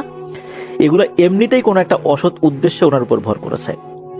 সেই অসৎ উদ্দেশ্যটা কি এখনো হুজুর বুঝতে পারছেন না। হুজুর রুকিয়া করে দেন, বেশ কিছু আমল শিখিয়ে দেন। এরপর ওনারা তো চলে আসছেন আবার মানিকগঞ্জের যে পশ্চিম দাসরা, যেখানে ওনারা বসবাস করেন আর কি। কয়েকদিন ঠিকঠাক ছিল, এক রাত্রে একই সমস্যা, সেটা হচ্ছে তার আচার আচরণ চেঞ্জ হয়ে যায়, হাসে, কান্নাকাটি করে। এরপর হোসেন ভাই চিন্তা করলেন যে এভাবে তো মুসিবতি হয়ে যাবে, কারণ ওখানে তো ওনারা একা, উনি এবং ওনার ওয়াইফ, একটু সমস্যা হয়ে যাওয়ার কথা না, দেখাশোনার লোকজন নাই। উনি চিন্তা করলেন যে ওনার ওয়াইফকে নিয়ে উনি শ্বশুর বাড়িতে যাবেন। উনি যান ওনার শ্বশুর বাড়ি দোহারে। তো দোহারে যখন উনি শ্বশুরবাড়িতে গিয়েছেন, শ্বশুরবাড়িতে যাওয়ার পর দিনের বেলা গিয়েছেন, একটু বাইরে বের হয়েছেন। সন্ধ্যার পরে যখন উনি ঘরে ঢুকেছেন, তখন দেখেন ওনার ওয়াইফ খাটের উপর বসে আছে, ওই ধ্যান করে যেভাবে ওইভাবে বসেছে, তার চোখ বন্ধ, আর 2 হাত দিয়ে গলা চেপে ধরার চেষ্টা করছেন। উনি দৌড়ে গিয়ে ওনার স্ত্রীর হাত চেপে ধরেন, কোনো মতে হাতটা ছাড়ান। ছাড়ানোর পর ওই হুজুরকে ফোন করেন। হুজুরকে ফোন করার মধ্যেই কিন্তু নিজে যতটুকু দোয়া দুরুদ জানেন সেটা পরে ওনার ওয়াইফকে একটু ফু দিয়েছেন, কিছুটা স্বাভাবিক হয়েছে ওনার ওয়াইফ। এর মধ্যে হুজুর ফোন ধরেছেন, ধরার পর জিজ্ঞেস করেছেন কি হয়েছে, তখন বলেন যে এই ঘটনা। তখন হুজুর বলেন যে আপনার ফোনটা আপনার ওয়াইফের কানের কাছে একটু ধরেন তো। তখন হোসেন ভাই কি করেন, ওনার ফোনটা ওনার ওয়াইফের কানের কাছে ধরেন। ধরার 5 থেকে 7 সেকেন্ড পর ওনার ওয়াইফের মধ্যে পরিবর্তন চলে আসে, একদম স্বাভাবিক। ওনার ওয়াইফ বলছে কি হয়েছে আমার, তুমি ফোন আমার কানে ধরে আসো কেন, তোমার ফোন? তুমি এইভাবে অস্থির অবস্থায় বসে আছো কেন? মানে উনি আসলে বুঝতেই পারছেন না যে এতক্ষণ কি হয়েছে। হুজুর ওই সময় ফোনে কোন দোয়া বলেছিলেন এটা অবশ্য হোসেন ভাই বুঝতে পারেন নাই। নিশ্চয়ই অনেক কোনো কিছু বলেছিলেন যার কারণে আল্লাহর রহমতে ওই সময়ের মতো স্বাভাবিক হয়ে যান। এর পরেও কিন্তু বিভিন্ন ভয়ঙ্কর ঘটনা ঘটছে।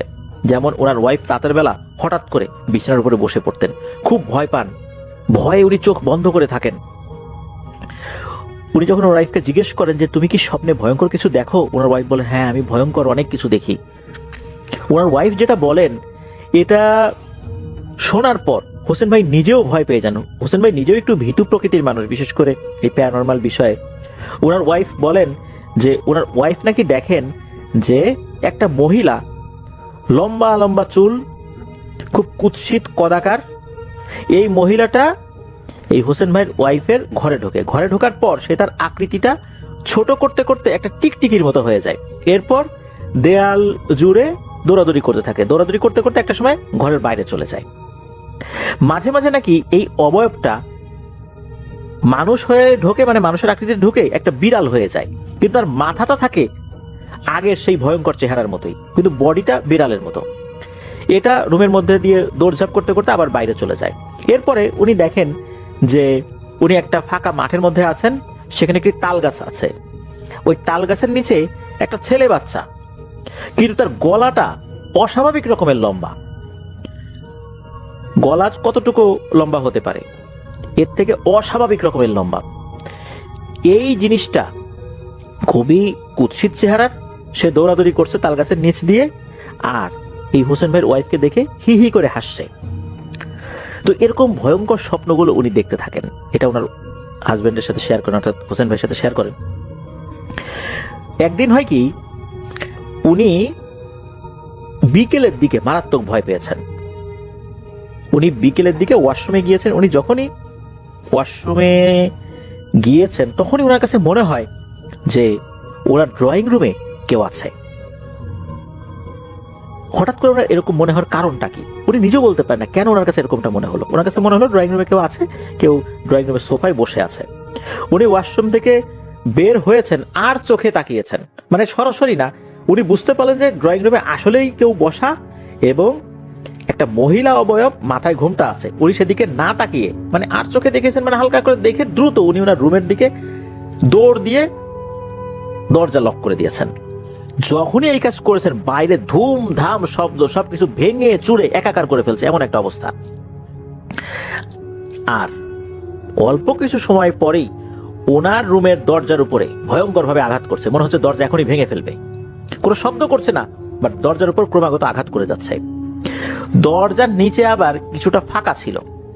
এই ফাঁকা দিয়ে যেটা হচ্ছে সেটা হচ্ছে ওই মহিলার যে চুল, এই চুল মনে হচ্ছে ঢুকে পড়ছে, সাপের মতো লিক লিক করছে, এরকমটা ওনার কাছে মনে হচ্ছে। উনি কি করেছেন, সাথে সাথে ফোনটা হাতে নিয়ে এই হোসেন ভাইকে ফোন করেছেন যে তুমি কোথায়, তাড়াতাড়ি আসো। হোসেন ভাই দ্রুত বাসায় চলে আসেন, কাছাকাছি ছিলেন। বাসা আসার পর যখন কলিং বেলে চাপ দিয়েছেন তখন এই জিনিসটা থেমে যায়। হোসেন ভাই ঘরে ঢুকে দেখেন ঘরের অবস্থা একদম লন্ড ভন্ড। আমরা এই ধরনের ঘটনাগুলোতে দেখি যে সবকিছু স্বাভাবিক, কিছুই হয় নাই, কিন্তু না, হোসেন ভাই দেখেন ঘরের অবস্থা লন্ড ভন্ড হয়ে একদম একাকার হয়ে গেছে, তছনছ হয়ে গেছে। তখন ওনার ওয়াইফ বলেন এই এই ঘটনা আমি এরকম দেখছি। হোসেন ভাই যখন আসেন তখন কিন্তু দরজাটা লক করা ছিল, ওনার কাছে এক্সট্রা চাবি ছিল, সেটা দিয়ে খুলে উনি ভিতরে ঢুকেছেন। এরপর উনি ওনার ওয়াইফকে ডাকাডাকি করেছেন। এরপর ওনার ওয়াইফ দরজা খুলেছে। তাহলে বাহিরের কেউ যদি আসেই ঘরে, সে কোন দিক দিয়ে গেল? বোঝাই যাচ্ছে এটা স্বাভাবিক কোনো কিছু না। এদিকে ওনার ওয়াইফের এই সমস্যা, আর উনি তো ভীতু প্রকৃতির, কিভাবে যে কি করবেন বুঝতে পারছেন না। ওই রাত্রে ঘটে আর একটা ভয়ঙ্কর ঘটনা। সেটা হচ্ছে যে দুজনই ঘুমিয়ে আছেন, হঠাৎ করেই ওনার ঘুম ভেঙে যায়, অর্থাৎ হোসেন ভাইয়ের ঘুম ভেঙে যায়। উনি দেখেন ওনার ওয়াইফ খাটের উপর বসে আছে, ঝিম ধরে বসে আছে, চোখ বন্ধ করে, চুল এলোমেলো। এইবার প্রথমবারের মতো উনি সাহস করে কথা বলেন আপনারা কে, আপনাদের নাম কি, কোত্থেকে আসছেন। বেশ কয়েকবার জিজ্ঞেস করেন, উত্তর পান না। এরকম যখন 4-5 বার জিজ্ঞেস করছেন, একবার উত্তর ভেসে আসে। সেটা হলে তারা বলে যে তোর যে শ্বশুর বাড়ি দোহার, ওখানকার একটা চকে তাল গাছ আছে, সেখান থেকে আসছি আমরা। আমরা একজন পুরুষ, একজন মহিলা, আমরা স্বামী স্ত্রী। তখন এই হোসেন ভাই জিজ্ঞেস করেন, আপনারা কি চান? তখন বলে ওঠে, আমরা তোর বাচ্চা চাই। তখন হোসেন ভাই বলে, বাচ্চা দিয়ে কি করবেন? তখন নাকি বলে ওঠে, 5টা বাচ্চার রক্ত লাগবে, তোর 5টা বাচ্চার রক্ত আমরা নেব, এরপর চলে যাব। এই কথা শোনার সাথে সাথে হোসেন ভাই তো মারাত্মক ভয় পেয়েছেন। উনি যতটুকু দোয়া দরুদ জানেন পরে ওনার ওয়াইফকে ফু দিয়েছেন, ওনার ওয়াইফ স্বাভাবিক হয়ে যায়। এখনো এই সমস্যা চলমান রয়েছে। প্রিয় লিসেনার্স, এই ঘটনাটা শুরু করার আগে আমি বলেছিলাম যে এই রিলেটেড ঘটনা যেগুলো আমরা পূর্বে শুনেছি, বিশেষ করে আমরা এরকম ঘটনা শুনেছি না যে কারো বাচ্চা হয়, মারা যায়, মৃত হয়ে জন্ম নেয়, মনে হচ্ছে যে তার শরীরে এক ফোঁটাও রক্ত নাই, এরকম ঘটনা কিন্তু হয়।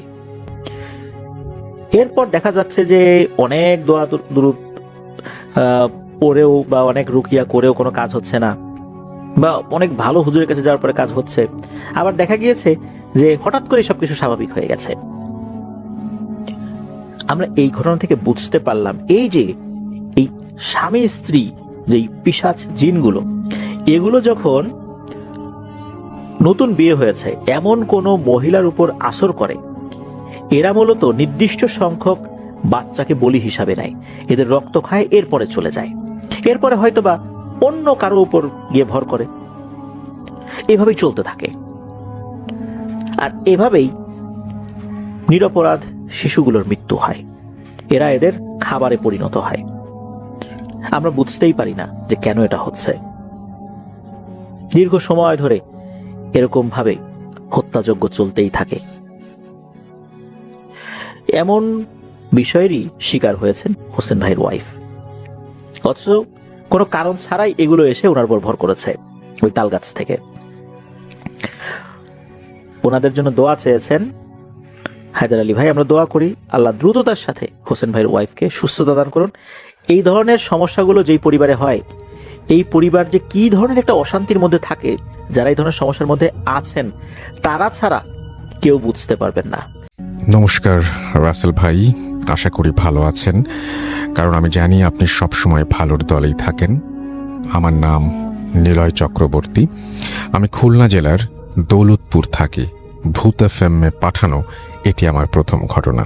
যা হোক, আজ আমি আপনাদের সাথে যে ঘটনাটি শেয়ার করতে যাচ্ছি সেটা আমার মায়ের কাছ থেকে শোনা একটি ঘটনা। ঘটনাটি আনুমানিক 1990 থেকে 1991 সালের ঘটনা। বলে রাখা ভালো, আমাদের হিন্দু ধর্মীয় মানুষদের যে কোনো শুভ কাজ, যেমন বিয়ে, অন্নপ্রাশন এবং শ্রাদ্ধ ইত্যাদি, এই সময়গুলোতে নাপিত অর্থাৎ যাদের পেশা চুল দাড়ি কাটা, তাদের খুরের ছোঁয়া ছাড়া কোনো কাজ সম্পন্ন হয় না।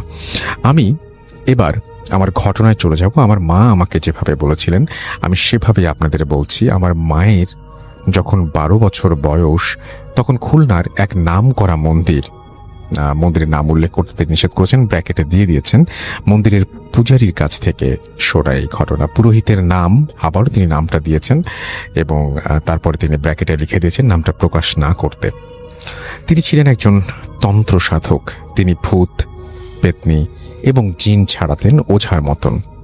আমার মা ও আমার দিদা একদিন তার কাছে যান মন্দিরে পুজো দিতে। মন্দিরের পাশে পুরোহিতের ঘর। আমার মা দূর থেকে দেখলেন তার ঘরের ভেতরে একটি টেবিলের ওপর কাঠের থালার ওপর লাল কাপড় দিয়ে ঢাকা কি যেন একটা জিনিস রয়েছে। আমার মা কৌতূহল বশত পুরোহিতকে জিজ্ঞেস করলেন, কাকু, লাল কাপড় দিয়ে ঢাকা ওই জিনিসটি কি? তিনি মজা করে বললেন, ওর ভেতরে একটা হাড় রয়েছে। আমার মা বললেন, কিসের হাড়? এটি আপনার কাছে কিভাবে আসলো? প্রথমে পূজারী তেমন কিছু বলতে চাইলেন না। পরে আমার মায়ের অনেক চোরাচুরির কারণে তিনি ওই হাড়ের পেছনের রহস্য বলতে রাজি হলেন। তার বয়স যখন 20-22 বছর, এত কম বয়স থেকেই ভূত, পেতনি ও তন্ত্রমন্ত্র, জাদু এসব নিয়ে কাজ করতেন। একদিন বর্ষা রাতে আমাদের খুলনা রূপসা শ্মশানে এক মরদেহের সৎকার করতে যান তিনি।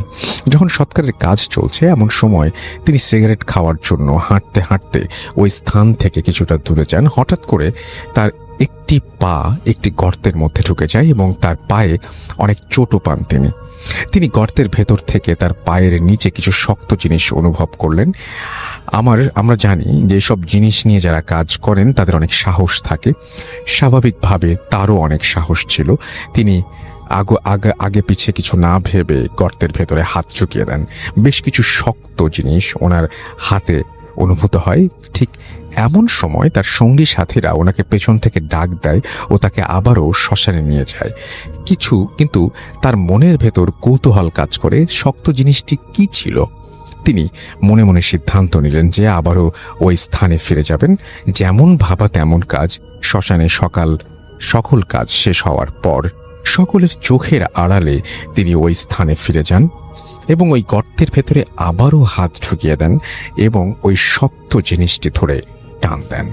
টান দেওয়ার পর উনি যা দেখলেন সেটা দেখার জন্য উনি ওই সময় প্রস্তুত ছিলেন না। তিনি গর্ত থেকে যে জিনিসটা উঠালেন সেটি একটি লম্বা হাড়। তিনি প্রথমে একটু ঘাবড়ে গেলেন, তারপর কিছুক্ষণ পর ভাবলেন হাড়টি তিনি নিজের কাছে রাখবেন তার তন্ত্র সাধনার জন্য। কিন্তু তিনি জানতেন না যে এই হাড়টি তিনি তার নিজের সাথে যে নিয়ে যাচ্ছেন সেটি কার হাড়, তিনি বা কিসের হাড়। তিনি বাসায় এসে সবার চোখের আড়ালে একটা জায়গায় হাড়টি লিখে রেখে দেন। ঘটনাও শুরু হয় এইখান থেকেই। প্রথম রাতে কোনো সমস্যা হয় না, দ্বিতীয় রাত থেকে ঘটনাটি ঘটতে শুরু করে। আনুমানিক 12টা থেকে 1টার সময় তার ঘুম ভেঙে যায়। ঘুম ভেঙে তিনি শুনতে পেলেন তার ঘরের আশপাশ থেকে কান্নার আওয়াজ ভেসে আসছে। কিন্তু কিছু শোনার পর তিনি ঘরের আলো জ্বালিয়ে খোঁজা শুরু করলেন ওই আওয়াজটি কোথা থেকে আসছে। অনেক খোঁজাখুঁজির পর তিনি খুঁজে পেলেন না। এরই মধ্যে কান্নার আওয়াজ বন্ধ হয়ে যায়। তৃতীয় রাতে গত রাতের মতো আবার ঘুম ভেঙে যায়। আজও তার ঘুম ভাঙল কান্নার আওয়াজে এবং তিনি চোখ খুলে দেখলেন একটি কালো ছায়ার মূর্তি তার ঘরের ভেতর থেকে হেঁটে যাচ্ছে এবং তার ঘরের ভেতরে হেঁটে বেড়াচ্ছে। ছায়া মূর্তিটি দেখে একটি মেয়ের ছায়া মূর্তি বলে মনে হলো। ওই কান্নার আওয়াজটি ছায়া মূর্তি থেকেই ভেসে আসছে। তখন তিনি উঠে বসলেন এবং ভয়হীনভাবে জিজ্ঞেস করলেন, তুমি কে আর এভাবে কাঁদছো কেন? তখন ওই ছায়া মূর্তিটি উত্তর দিল, তুমি আমার পায়ের হাড় নিয়ে এসেছো, আমি চলতে পারছি না। তিনি বললেন যে তুমি আমাকে আমার হাড়টা ফিরিয়ে দাও। তখন পূজারী বললেন, আমি তো কোনো হাড় পাইনি, কোন হাড়ের কথা বলছো? তখন ছায়ামূর্তি বলে, সেই শ্মশানে যে ঘটনা সেটি তার পায়ের হাড় এবং সেটি সে ফেরত চায়। পূজারী ছায়ামূর্তিকে বললেন যে হাড়টি তিনি ফেরত দেবেন না, কিন্তু তিনি আর একটা প্রশ্নও করলেন যে ওই হাড়টা ওই স্থানে কিভাবে আসলো। তখন ছায়ামূর্তিটি উত্তরে বলল যে তখন থেকে 20 বছর আগে সে মারা যায়। রূপসা নদীর বিপরীত পারে একটি গ্রামে তারা পরিবার নিয়ে থাকতো। তার বাবা পেশায় ছিলেন একজন নাপিত। মেয়েটি তার গ্রামের একটি ছেলেকে ভালোবাসতো। তার পরিবার কোনো অবস্থাতে এই সম্পর্ক মেনে নেয়নি। কিছুদিনের মধ্যে বাবা অন্য এক মেয়ের সাথে বিয়ে দেয়। তখন মেয়েটি রাগে দুঃখে তার গ্রাম ছেড়ে 4-5টি গ্রাম পরে গিয়ে একটি পরিত্যক্ত স্থানে এসে গাছের সাথে গলায় ফাঁস দিয়ে আত্মহত্যা করে। ওই গ্রামের লোকেরা লাশের পরিবারের কোনো খোঁজ খবর না পেয়ে বেওয়ারিশ লাশ হিসেবে নদীর এপারে রূপসা শ্মশানের পাশে একটি গাছের নিচে মাটি চাপা দিয়ে রাখে। এই ঘটনাগুলো সবচেয়ে অদ্ভুত ব্যাপার এটাই যে এটা সে লাশের কাছ থেকে শুনছে। সময়ের পরিবর্তনের ফলে গাছটি মারা যায় এবং সে একটি গর্তের তৈরি হয় এবং গর্তের ভেতরে যে গর্তটার ভেতরে সেই পুরোহিতটা পড়ে গিয়েছিল। তখন এই কথা শুনে পূজারী মনে মনে ভাবল যে অপমৃত্যুতে মরা নাপিতের অবিবাহিত মেয়ের পায়ের হাড় তার তন্ত্র সাধনার জন্য অনেক কাজে লাগবে এবং সিদ্ধি লাভ করতে পারবে। অন্যদিকে কালো ছায়া মূর্তিটি পূজারীর কাছে অনেক অনুরোধ করলো তার হাড়টি ফেরত দেওয়ার জন্য, কিন্তু কোনো অবস্থাতে পূজারী সে হাড় ফেরত দিতে চাইল না। এই অবস্থায় কোনো ছায়ামূর্তিটি বলল যে হাড়টি ফেরত মানে হাড়টি সে কোনোভাবেই ফেরত দেবে না, তবে একটা কাজ করা যেতে পারে, সেটি হচ্ছে তার আত্মার শান্তির ব্যবস্থা করে দেবে পূজারী। এবং এই প্রস্তাবে সেই মেয়েটিও রাজি হলো এবং কিছুদিন পর এক বিশেষ দিনে হিন্দু ধর্মীয় মতে শ্রাদ্ধ শান্তির মাধ্যমে পূজারী তার আত্মা উদ্ধার করলো। তারপর থেকে এই হাটটি অনেক যত্ন সহকারে, মানে এই প্রস্তাবটি মেয়েই দিয়েছিল এবং পূজারী সেটাতে এগ্রি করেছিল এবং সেই অনুযায়ী সবকিছু হলো এবং সে যেটা করলো সেই হাটটি দিয়ে সে অনেক যত্ন সহকারে এসেছে তার কাছে রাখলো এবং বিভিন্ন মানুষকে তন্ত্র সাধনার মাধ্যমে ভূত পেতনি ও কালো জাদুর প্রকোপ থেকে সেই পুরোহিত রক্ষা করত। তো এইটাই ঘটনা ছিল। এই কাহিনীতে পুরোহিত পূজারী নিজের মুখে আমার মায়ের কাছে বলেছেন। এই ঘটনাটি আমার মায়ের কাছ থেকে শোনা এবং এটি একটি সত্যি ঘটনা। আমি আপনার ভূত এফএমের একজন নিয়মিত শ্রোতা। আমার নিজের সাথে ঘটা কিছু ভয়ঙ্কর ঘটনা রয়েছে যা আমি আপনাদেরকে মানে তিনি বলেছেন যে শোনাবেন নিশ্চয়ই কোনো একদিন, এবং ভালো লাগলে তিনি এটা পড়ে শোনাতে বলেছেন। এই ছিল ঘটনা। আশা করছি ভালো লেগেছে আপনাদের। এবং তিনি কোনো তার নাম লেখেননি বা তার নাম লিখেছেন নিলয় চক্রবর্তী। হ্যাঁ, তো তার এই ঘটনাটি আশা করছি আপনাদের ভালো লেগেছে। যদি ভালো লাগে তাহলে অবশ্যই আমাকে জানাবেন, যদি ভালো না লাগে তাও জানাবেন কমেন্ট সেকশনে কমেন্ট করে। আসসালামাইকুম সবাই, থ্যাংক ইউ রাসেল ভাই। হ্যাঁ, অনেকদিন পরে আসা হয়। পাপড়ি ধানমন্ডি থেকে, ইন ডিটেল বলছি না কারণ প্রবলেম আছে কিছু। ওকে, আজকে যে ঘটনাটা শেয়ার করবো এটা খুব বেশি দিন আগে হয়েছে বা এরকম কিছু না, জাস্ট এই জানুয়ারিতে 2019 জানুয়ারি রিসেন্ট একটা ঘটনা। হ্যাঁ, রিসেন্ট একটা ঘটনা। আমি আমার বাসার একদম পরের বাসাটাই, ঠিক আছে, মানে এখান থেকে পরে আর আসা সময় না, আগে আমাদের এক রিলেটিভস বাড়ি করে, র্যাপিডলি ওনার বাড়ি করার সময় এলাকার কিছু ঝামেলা ছাড়া বাড়ি হয়ে যায়, খুব দ্রুত বাড়িটা হয়। অ্যান্ড ফাইনালি কাজ শেষ, জানুয়ারিতে ওনারা নতুন ভাড়াটে ওঠা শুরু হয় 1 তারিখ থেকে। তো জানুয়ারির 1 তারিখ থেকে ভাড়াটে আসে, সবকিছুই ঠিকঠাক অ্যাজ ইউজুয়াল। 12 তারিখের দিকে, মানে 10 তারিখের পরের ঘটনাটা, ওই বাড়িতে ওনারা যে ভাড়াটে আসেন একতলার, তো ফার্স্টের দিকে যে রুমটা, সেখানে যে ভাড়াটে আসেন যে ফ্ল্যাটটাতে, ওই ভদ্রলোক সকালবেলা খুব সকালে ওই আঙ্কেলের থেকে চাবি নিয়ে চলে যায়, খুব দ্রুত, লাইক 6:30 7টা হবে এরকম, আরো সকালে হয়তো 8টা বা 9টার দিকে যখন ওই বাসায় তার বুয়া আসে, ঢুকেই দেখে যে মেইন গেটটা খোলা আছে। তো ভেতর থেকে ইউজুয়ালি লক করার কথা, সকালে ঢুকে উনি ডাকে, ওই বাসার যে ইয়া ছিলেন ওনাকে ডাকাডাকির পরে পায় না এবং ভেতরের বেডরুমে যেয়ে দেখে মহিলাটা সিলিং এ ঝুলছে, ঠিক আছে, সুইসাইড। তো অ্যাজ ইউজুয়াল খুব চিল্লাপাল্লা, সবাই এখানে লোকজন জড়ো হয় এবং পুলিশ আসে, অ্যাজ ইউজুয়াল যা হয় যে একটা সুইসাইডাল কেস। তো in the meantime police dead body নিয়ে যায়, পোস্টমর্টেম হবে। তো সেই ভদ্রলোককেও ট্রেস করা যাচ্ছে না, তার ফোন অফ। অ্যান্ড দেন রিপোর্টে যেটা দেখা যায় যে মহিলাটা সুইসাইড না, দ্যাট ওয়াজ মার্ডার। আর সবচেয়ে মানে কষ্টের যে বিষয়টা, the lady was 5 to 6 months pregnant that time. তো মহিলাটা প্রেগন্যান্ট ছিলেন। এটা তো মানে খুব এমনি একটা মানুষ মারা যাওয়াটাই আনন্যাচুরাল, যেহেতু নর্মাল, সেখানে আরেকটা মানুষ তার ভেতরে ছিল, সেটাও খুন হয়েছে। তো পুলিশ আসে, রিপোর্ট দেখে, সবাই একটা সময় সিল করে দিয়ে যায়, বাসা চলছে এভাবেই। এবার কেস মামলা হচ্ছে, এবার হচ্ছে থানায়, বাড়ির তো আর কোনো ব্যাপার নাই। কয়েকদিন পর থেকে যেটা হয়, ওই বাড়িতে আশেপাশে যারা আছে, মানে ওটা তো গ্রাউন্ড ফ্লোরের ঘটনা, ফার্স্ট ফ্লোরে যারা আছে 2 তলায়, সেখানে ওরা শুনতে পায় যে নিচের ঘর থেকে খুব ধুমধাম শব্দ হচ্ছে, মানে উইয়ার্ড আচরণ। হয়তো বা বাসে একটা ঘটনা হয়েছে সেই জন্য হয়তো বলা হচ্ছে, বাট হচ্ছে এখন কিছু একটা হলে না, মানুষের সাবকনসিয়াস মাইন্ড এটা ধরে নেয়, না হলেও মনে হয় যে অনেক কিছু হচ্ছে। তো যা হোক, পাশের ফ্ল্যাটে যেটা হয়, এরকম অনেকেই বলছে যে ওই আঙ্কেলকে বলছে, আঙ্কেল একটা মিলার টিলার দেওয়ার ব্যবস্থা করেন, রুমটাকে খোলার ব্যবস্থা করেন। এখন যেহেতু পুলিশ সিল করে দিয়ে গেছে, তো সেই রুম তো খোলা পসিবল না। পাশে বাসায় যিনি আছেন, একদম আমি আপনাকে বাড়ির তো ঠিকানাটা বললামই, অফ এয়ারে বলছিলাম, আর ওনার ওইখানে কেস চলছে। তো পাশের বাড়ি থেকে যেটা হয়, এক ভদ্রলোক 1 তলা থেকে 2 তলায় যে ভদ্রলোক, ওনারা দেখছে যে নিচ তলায় জানালার এখানে, মানে বারান্দার এই দরজাটা, মানে এই যে খানটাতে ঘটনাটা হয়েছে, যে ফ্ল্যাটটাতে, উনি রাতে 10টা 10:30টার দিকে বোধহয় বারান্দায় আসেন কোনো একটা কারণে, এসে দেখেন যে ওইখানটাতে কিছু একটা শব্দ হচ্ছে নিচে, 2 তলা থেকে 1 তলায় কিন্তু খুব ইজিলি অ্যাক্সেস করা যায়, শব্দ হচ্ছে। তো উনি বুঝতে পারছেন না, খুব একটা রাত হয়নি, ল্যাম্পপোস্টের আলো ওইখানে দেখা যাচ্ছে।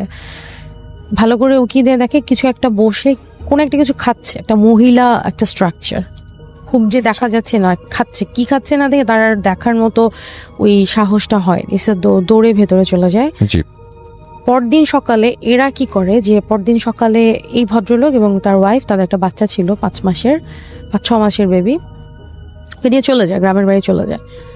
তো হঠাৎ করে এরম একটা ঘটনা হলো, 5-7 দিনের মাথায় আবার এরম চলে গেছে। সো এই ক্যাচাল মানে চলছে একটা না একটা। তো আমরাও আমার কাজিন আছে, ওর বেবি হয়েছে, ও বাবুটার বয়স হচ্ছে 1 বছর। ওকে বারান্দার দিকে নিয়ে আসলেও প্রবলেম হয়, মানে ও হচ্ছে 2 তলায় আর ঘটনা হচ্ছে 1 তলায়। মানে ওদের বাসায় ওরা এমন হয়ে করেছে বাড়িটা যে একটা ওয়ালও পর্যন্ত দেয়নি। আমি যে আসছিলাম আমাকে কিন্তু এটা সামনে দিয়ে আসতে হয়েছে, ওই রুমটার সামনে দিয়ে আমাকে আসতে হয়েছে, বিল্ডিং এর ভেতর, বাট ওইটার সামনে দিয়ে আসতে হয়েছে। তো এইভাবে পরে খবর পাওয়া যায় 2-3 দিন পরে, যেটা যে ওই ভদ্রলোক যে চলে গেলেন সকালে, খুব ভোরে চলে গেলেন ওনার ওয়াইফ এবং বেবিকে নিয়ে। ওনার বেবিটা মারা গিয়েছিল, মারা গিয়েছিল। অ্যান্ড দ্যাট টাইম সরি আমি মিস করেছি, পরদিন সকাল ওনার তো চলেই তো যায়। তো চলে যাওয়ার পর সেইখানে হচ্ছে আপনার রুমে যখন ওই যে বারান্দা বাইরে যে সিটি কর্পোরেশনের ঝাড়ু টাড়ু দেয়, গলির ভিতরে আসে, বারান্দায় দেখতে পায় যে রক্ত পড়ে আছে, ছাপছাপ রক্ত। আর এখানে তো ঢোকা পসিবল না, যেহেতু পুলিশ সিল করে দিয়ে গেছে। তো কোনো বিড়াল টিড়াল কিছু করেছে কিনা, এখানে একটা ছোট্ট বাচ্চার আঙুল পাওয়া যায়। মানে এটাই খুব অদ্ভুত একটা জায়গা না? আমি আপনাকে বলার সময় আমি খুব ফ্রিক করছিলাম, আমার ভীষণ, আমার চোখ বন্ধ করলে আমি দেখি ছোট্ট একটা আঙুল, মানে এই যে ছোট আঙুলটা আমাদের কোণে আঙুল যেটাকে বলে, এই আঙুলটা। তো পরে 2 দিন পরে জানা যায় যেটা, ওটা আর তখন পুলিশ আর বলে না, যেহেতু একটা ঝামেলা অলমোস্ট চলছে, বাড়ির বদনাম হয়ে গেছে, ভাড়াটেরাও চলে যাওয়ার মতো অবস্থা, পুলিশকে আর এটা ইনফর্ম করে না, যেহেতু লাস্ট সেখানে ওরকম কিছু তো ক্রাইম দেখেনি। সো ধারণা করে যে ধামা চাপা দেয়, বিড়াল এটা নিয়ে এসছে এখানে বা বিড়াল খেয়েছে। ঘটনাটা যখন ওই ভদ্রলোক চলে যায়, যে ভদ্রলোক ছিলেন, ওনার তো যেহেতু অনেকদিন ভাড়া আছেন, ওনার কাছে ফোন যায় যে একটা আবার তো ঘটনা হয়েছে। তো উনি বলে ওনাদের বাচ্চাটা মারা গেছে, 5-6 মাসের যে বাচ্চাটা ছিল, বাচ্চাটা হচ্ছে ওদিন রাতে হঠাৎ করে অসুস্থ হয়ে যায় এবং ভোরের দিকে ওরা দেখে যে বাচ্চাটার হাতের আঙুলটা, একটা হাতের বা হাতের আঙুলটা নাই, মানে ছোট আঙুলটা, কোন আঙুলটা ওর হাতে নাই।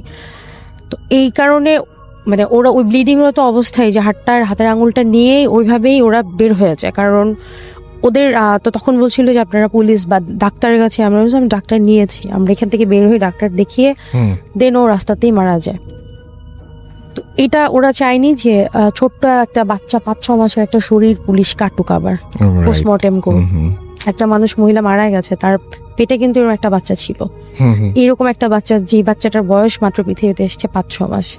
তো এই বাচ্চাটার হাতের আঙুল ছিল না, ওই একটা হাতে, ওইভাবেই তাকে দাফন টাফন করে। এগুলা চলার মধ্যে এলাকায় বলা হয় যে এরকম আপনারা সবাই বলছে যে আঙ্কেল আছে ওনার নামে বলছে যে তুমি এরকম মিলাদ দাও, বাড়িতে মিলাদ দাও। আমরা যেহেতু মুসলিম, হিন্দু যেই হোক, কিছু কিন্তু রিচুয়ালস থাকে। জি। হ্যাঁ, ওইগুলো কাজগুলো উনি করেননি। আর এইগুলো আসলে কতটা সত্যি মিথ্যা যায় না, বাট তারপরে কিছু ব্যাপার থাকে।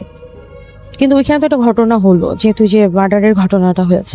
তো পরে ওনাকে বলা হয় আপনারা মসজিদে এনে হুজুর এনে, উনি হুজুর নিয়ে আসে, নর্মালি হুজুরে এসে নামাজ পড়ে দোয়াটা পড়ে যায়, কিন্তু কোনো সমস্যার সমাধান হয় না। ওই উপরের ফ্লোরে ওরা বলছে যে রাতের দিক হলে ওরা মনে হচ্ছে যে আত্মচিৎকার, মানে কষ্ট দিয়ে মারলে বা যদি কষ্ট হচ্ছে খুব, এরকম শব্দ পাওয়া যায়। কিন্তু ব্যাপারটা আসলে এমনি হলে হয়তো ন্যাচারাল হতো, বাট যেহেতু একটা ঘটনা হয়েছে, মানুষ এটা স্বাভাবিকভাবে নেয় না। ওনার 2 তলার ভাড়াটিও চলে যায় এই ভয়ে। তো ফাইনালি ওই আঙ্কেল যেটা করেন, ডিসাইড করে যে কিছু একটা করতে হবে। ইন দ্য মিন টাইম পুলিশের সাথে নেগোসিয়েট করে, এই আপনার মার্চে হয়তো বা ফেব্রুয়ারির লাস্টে একটা ঝামেলা, মানে বলে যে রুমটা আপনারা খুলতে পারেন, আমরা যেহেতু দেখছি 60 ডেজ হয়েছে অলমোস্ট, আমরা দেখছি ব্যাপারটা। ওই দিন লাইক আমি মার্চের ফার্স্টের দিকে একদিন রাতে 8টা-9টা বাজে, আমার ভীষণ ক্ষুধা পেয়েছে, 8:30-9টা হবে এরকমই। আমি আপুকে বললাম চলো খাওয়া দাওয়া করে আসি, রাতে ডিনার। তো ইন দ্য মিন টাইম পুষ্প আপু, আমি চলে যাই, আমার আপু মেজ আপু, ও আপনার আগে চলে গেছে যে আমি লক করে আসছি। আর ফুয়াদকে ফোন করলাম যে তুমি কোথায় আছো, আসো আমরা রাতে একসাথে বাইরে খাওয়া দাওয়া করি। আচ্ছা। তো আপু ফুয়াদ বলে আচ্ছা তোমরা যাও, আমি পৌঁছে যাব। আমি ওইখানে নিচে গেটে তালা দিয়ে আসছি, আপু আগে গেছে, গাড়িতে উঠবে, যে তুমি আসো। আমি যাওয়ার সময়, আমার গেট থেকে বের হওয়ার সময় আমি দেখি যে প্রচন্ড, মানে আপনার আতর, বিভিন্ন রকমের আতর, মানে কড়া স্মেল। আতরের গন্ধ তো এমনিই খুবই করা হয়, তার মধ্যে অনেক রকম আতর। মানে আমি ওইটুকু জায়গা মনে হচ্ছে যে আমি যাওয়ার সময় আমার হঠাৎ করে শরীরটা কেমন অস্বস্তি হচ্ছে, মানে লাইক যে শরীর ভারী হয়ে যাওয়া না, মানে ব্যথা করছে বা জ্বর আসলে যেরকম হয় এরকম একটা সিচুয়েশন। আমি যেই মানে ক্রেজ নিয়ে খেতে গিয়েছিলাম, পানি ছাড়া আমি কিচ্ছু খেতে পারিনি, কিচ্ছু না, একটা মানে একটা শশা পর্যন্ত মুখে দিতে পারছি না, যে আমি এত হাঙ্গার অবস্থায় গেছি। জি। আপু বলছে যে হঠাৎ করে কি হলো তোর, আমার ফেস নিয়ে কেউ বলছে যে আস্তে আস্তে আরো নীলচে টাইপের হয়ে যাচ্ছে, মানে খুবই ব্যথায় যদি শরীর থাকে এরকম। দেন আমরা চলে আসি, 10টার মতো বাজে তখন, অলমোস্ট চলে আসি, 9:30 10টা বাজে চলে আসি। আসার পরে আমি বাসায় এসেই আমার ভীষণ খারাপ লাগছে। আমি এশার নামাজটা কমপ্লিট করি, এশার নামাজ পড়ে যখন আমি কোরআন তেলাওয়াত শেষ করি, আমি কোরআন শরীফ পড়ে ওঠার পরে আমার মনে হচ্ছে যে ঘাম দিয়ে জ্বর ছাড়লে যেরকম হয়, মানে একেবারে শরীর ফ্রেশ, না মেডিসিনস না কোনো কিছু বা খাবারের কোনো কমপ্লিকেশন, আমি তো কিছু খাইনি। তো in the meantime bell বাজে, ফুয়াদ আসে। তো ফুয়াদ আসার পরে আমি বললাম যে কি হয়েছে, তুমি কোথায় ছিলে? ও খুব হাঁপাচ্ছে যে পানি দাও পানি দাও। কি হয়েছে? তো বলে তুমি কোথা দিয়ে কখন কয়টা বাজে বের হয়েছো? তাই আমি বললাম যে ঠিক এই সময় তোমাকে তো ফোন করেছি আমি বের হওয়ার সময়। ও যেটা আমায় জানায় যে ওই বাসায় আঙ্কেল ডিসাইড করেন যে একজন বড় আলেম টাইপের সাথে কথা বলেছে, উনি বলেছিলেন 8 জন কোরআনে হাফেজ ওনার বাসায় নিয়ে এসে যে সিস্টেমে কোরআনে হাফেজ দিয়ে ওইখানে পিউরিফাই করার জন্যে, আল্লাহর কালাম যেখানে থাকে, আমরা মুসলিম হলে যেহেতু সে যে মারা গেছেন উনিও মুসলিম ছিলেন, খারাপ কিছু থাকতে হয়তো এক্সিস্ট করবে না। অ্যান্ড ফর দ্যাট তারা কি করেন 8 জন। আমি প্রশ্ন করলাম যে 8 জন কেন? তো ফুয়াদ বলে আগে ঘটনাই শোনো। ওইখানে গেছে, ও আমাদের ব্রডব্যান্ডের বিজনেস, তো বেশ কিছু প্রবলেম হচ্ছিল, কয়েকজনই কমপ্লেন যে ভাই একটু প্রবলেম হচ্ছে, ওর এমপ্লয়িকে না পাঠিয়ে ও নিজে যায় যে আমি একটু দেখে আসি কি অবস্থা। তো যাওয়ার পরে যেটা, ও যখন বের হয়ে আসবে ও দেখছে যে ওখানে ওদের বসার সময় লাইটগুলো স্পার্ক করছে, আপ ডাউন করছে, মানে লাইটগুলো স্পার্ক করছে এবং আমরা কিন্তু ইলেকট্রিক ওয়েভটা বোঝা যায় যদি কোনো প্যারানর্মাল জিনিস আগে ইলেকট্রিক ওয়েভে সেটা আছে। ওর মোবাইল ও পিসিতে দেখলো যে ওইখানে যারা যেখানে গেছেন। ও যখন বের হয়ে আসবে ওকে বলছে যে না তুমি একটু পরে যাও। বলছে কেন? না আমাকে আর্জেন্ট যেতে হবে। তো বলে না পরে যাও। তো বলে আঙ্কেল কি হয়েছে? তো আমরা যেহেতু ওয়েট করছি বাইরে, ও তখন ওরা বললো যে দেখো নিচে তো ওইরকম কোরআনে হাফেজ এসছে, তুমি যেও না। অ্যান্ড কি হয়েছে, এই হচ্ছে 8 জন আছে, ওরা 8টা পিলার, মানে আমাদের যে পিলারগুলো আছে, পিলার না মানে বাড়ির যে জানালাগুলো আছে, দরজাগুলো আছে, ঠিক আছে, লাইক হচ্ছে আপনার যেই রুমটায় মারা গেছে ওই রুমে 2টা জানালা 1টা দরজা, মাঝখানে হচ্ছে 2টা জানালা মতো হবে হয়তো, আর মানে বাইরের রুমের দিকে 3 জন, মোট হচ্ছে 8টা। আমরা কিন্তু শুনে থাকি দেখবেন রাসেল ভাই যে 3 জন 7 জন 11 জন, 8 জন কেন, মানে ওইখানে বের হওয়ার যতগুলো রাস্তা ছিল ওই রাস্তাগুলো দিয়ে না, শুধুমাত্র মেইন গেটে, মানে যে গেটটা দিয়ে ঢুকে ঘরের যে এন্ট্রেন্স, এই গেটে কাউকে দাঁড়া করায়নি এবং এইখানে কোনো আতর বা আপনার জমজমের পানি বা দোয়া এখানে দেওয়া হয়নি। যদি সে বের হয়ে যায় ওই রাস্তাটা দিয়ে যেন বের হয়, এবং তার বাসার আশেপাশে যারা ছিল 40 হাত না কি গজ বললো, ওই জায়গাতে যেন কোনো মানুষ না যাওয়া আসা করে। রাস্তায় যারা আছে তারা যাবে, তাদের তো আটকানো সম্ভব না, বাট বাড়ির যারা আছে তারা যেন বের না হয়। আনফর্চুনেট দ্যাট টাইম আমি ওই রাস্তাটা দিয়ে পাস করি, ঠিক আছে, মানে আমি তো না জেনে গেছে, আপুও কিন্তু গেছে, আপুর হয় নাই, কোনো প্রবলেম হয় নাই, বিকজ হচ্ছে আপু আগে চলে গেছে, আমি 1 থেকে 1.5 মিনিটের গ্যাপে বের হয়েছি। সো এই ঘটনাটার পরে দরজা জানালা খুলে দিল। সো তখন রিলেট করলাম মেবি সামথিং হ্যাপেন, কারণ না হলে হঠাৎ এরকম হওয়ার কোনো কারণ নাও হতে পারে। বাট থ্যাংক ইউ রাসেল ভাই, থ্যাংক ইউ রাসেল ভাই for invite me in studio. মূলত এটা আমার প্রথম ভূত এফএমে আসা। আচ্ছা, আমার পরিচয়টা আমি দিচ্ছি, আমি সুমন, মালিবাগ চৌধুরীপাড়া থেকে এসেছি। জি।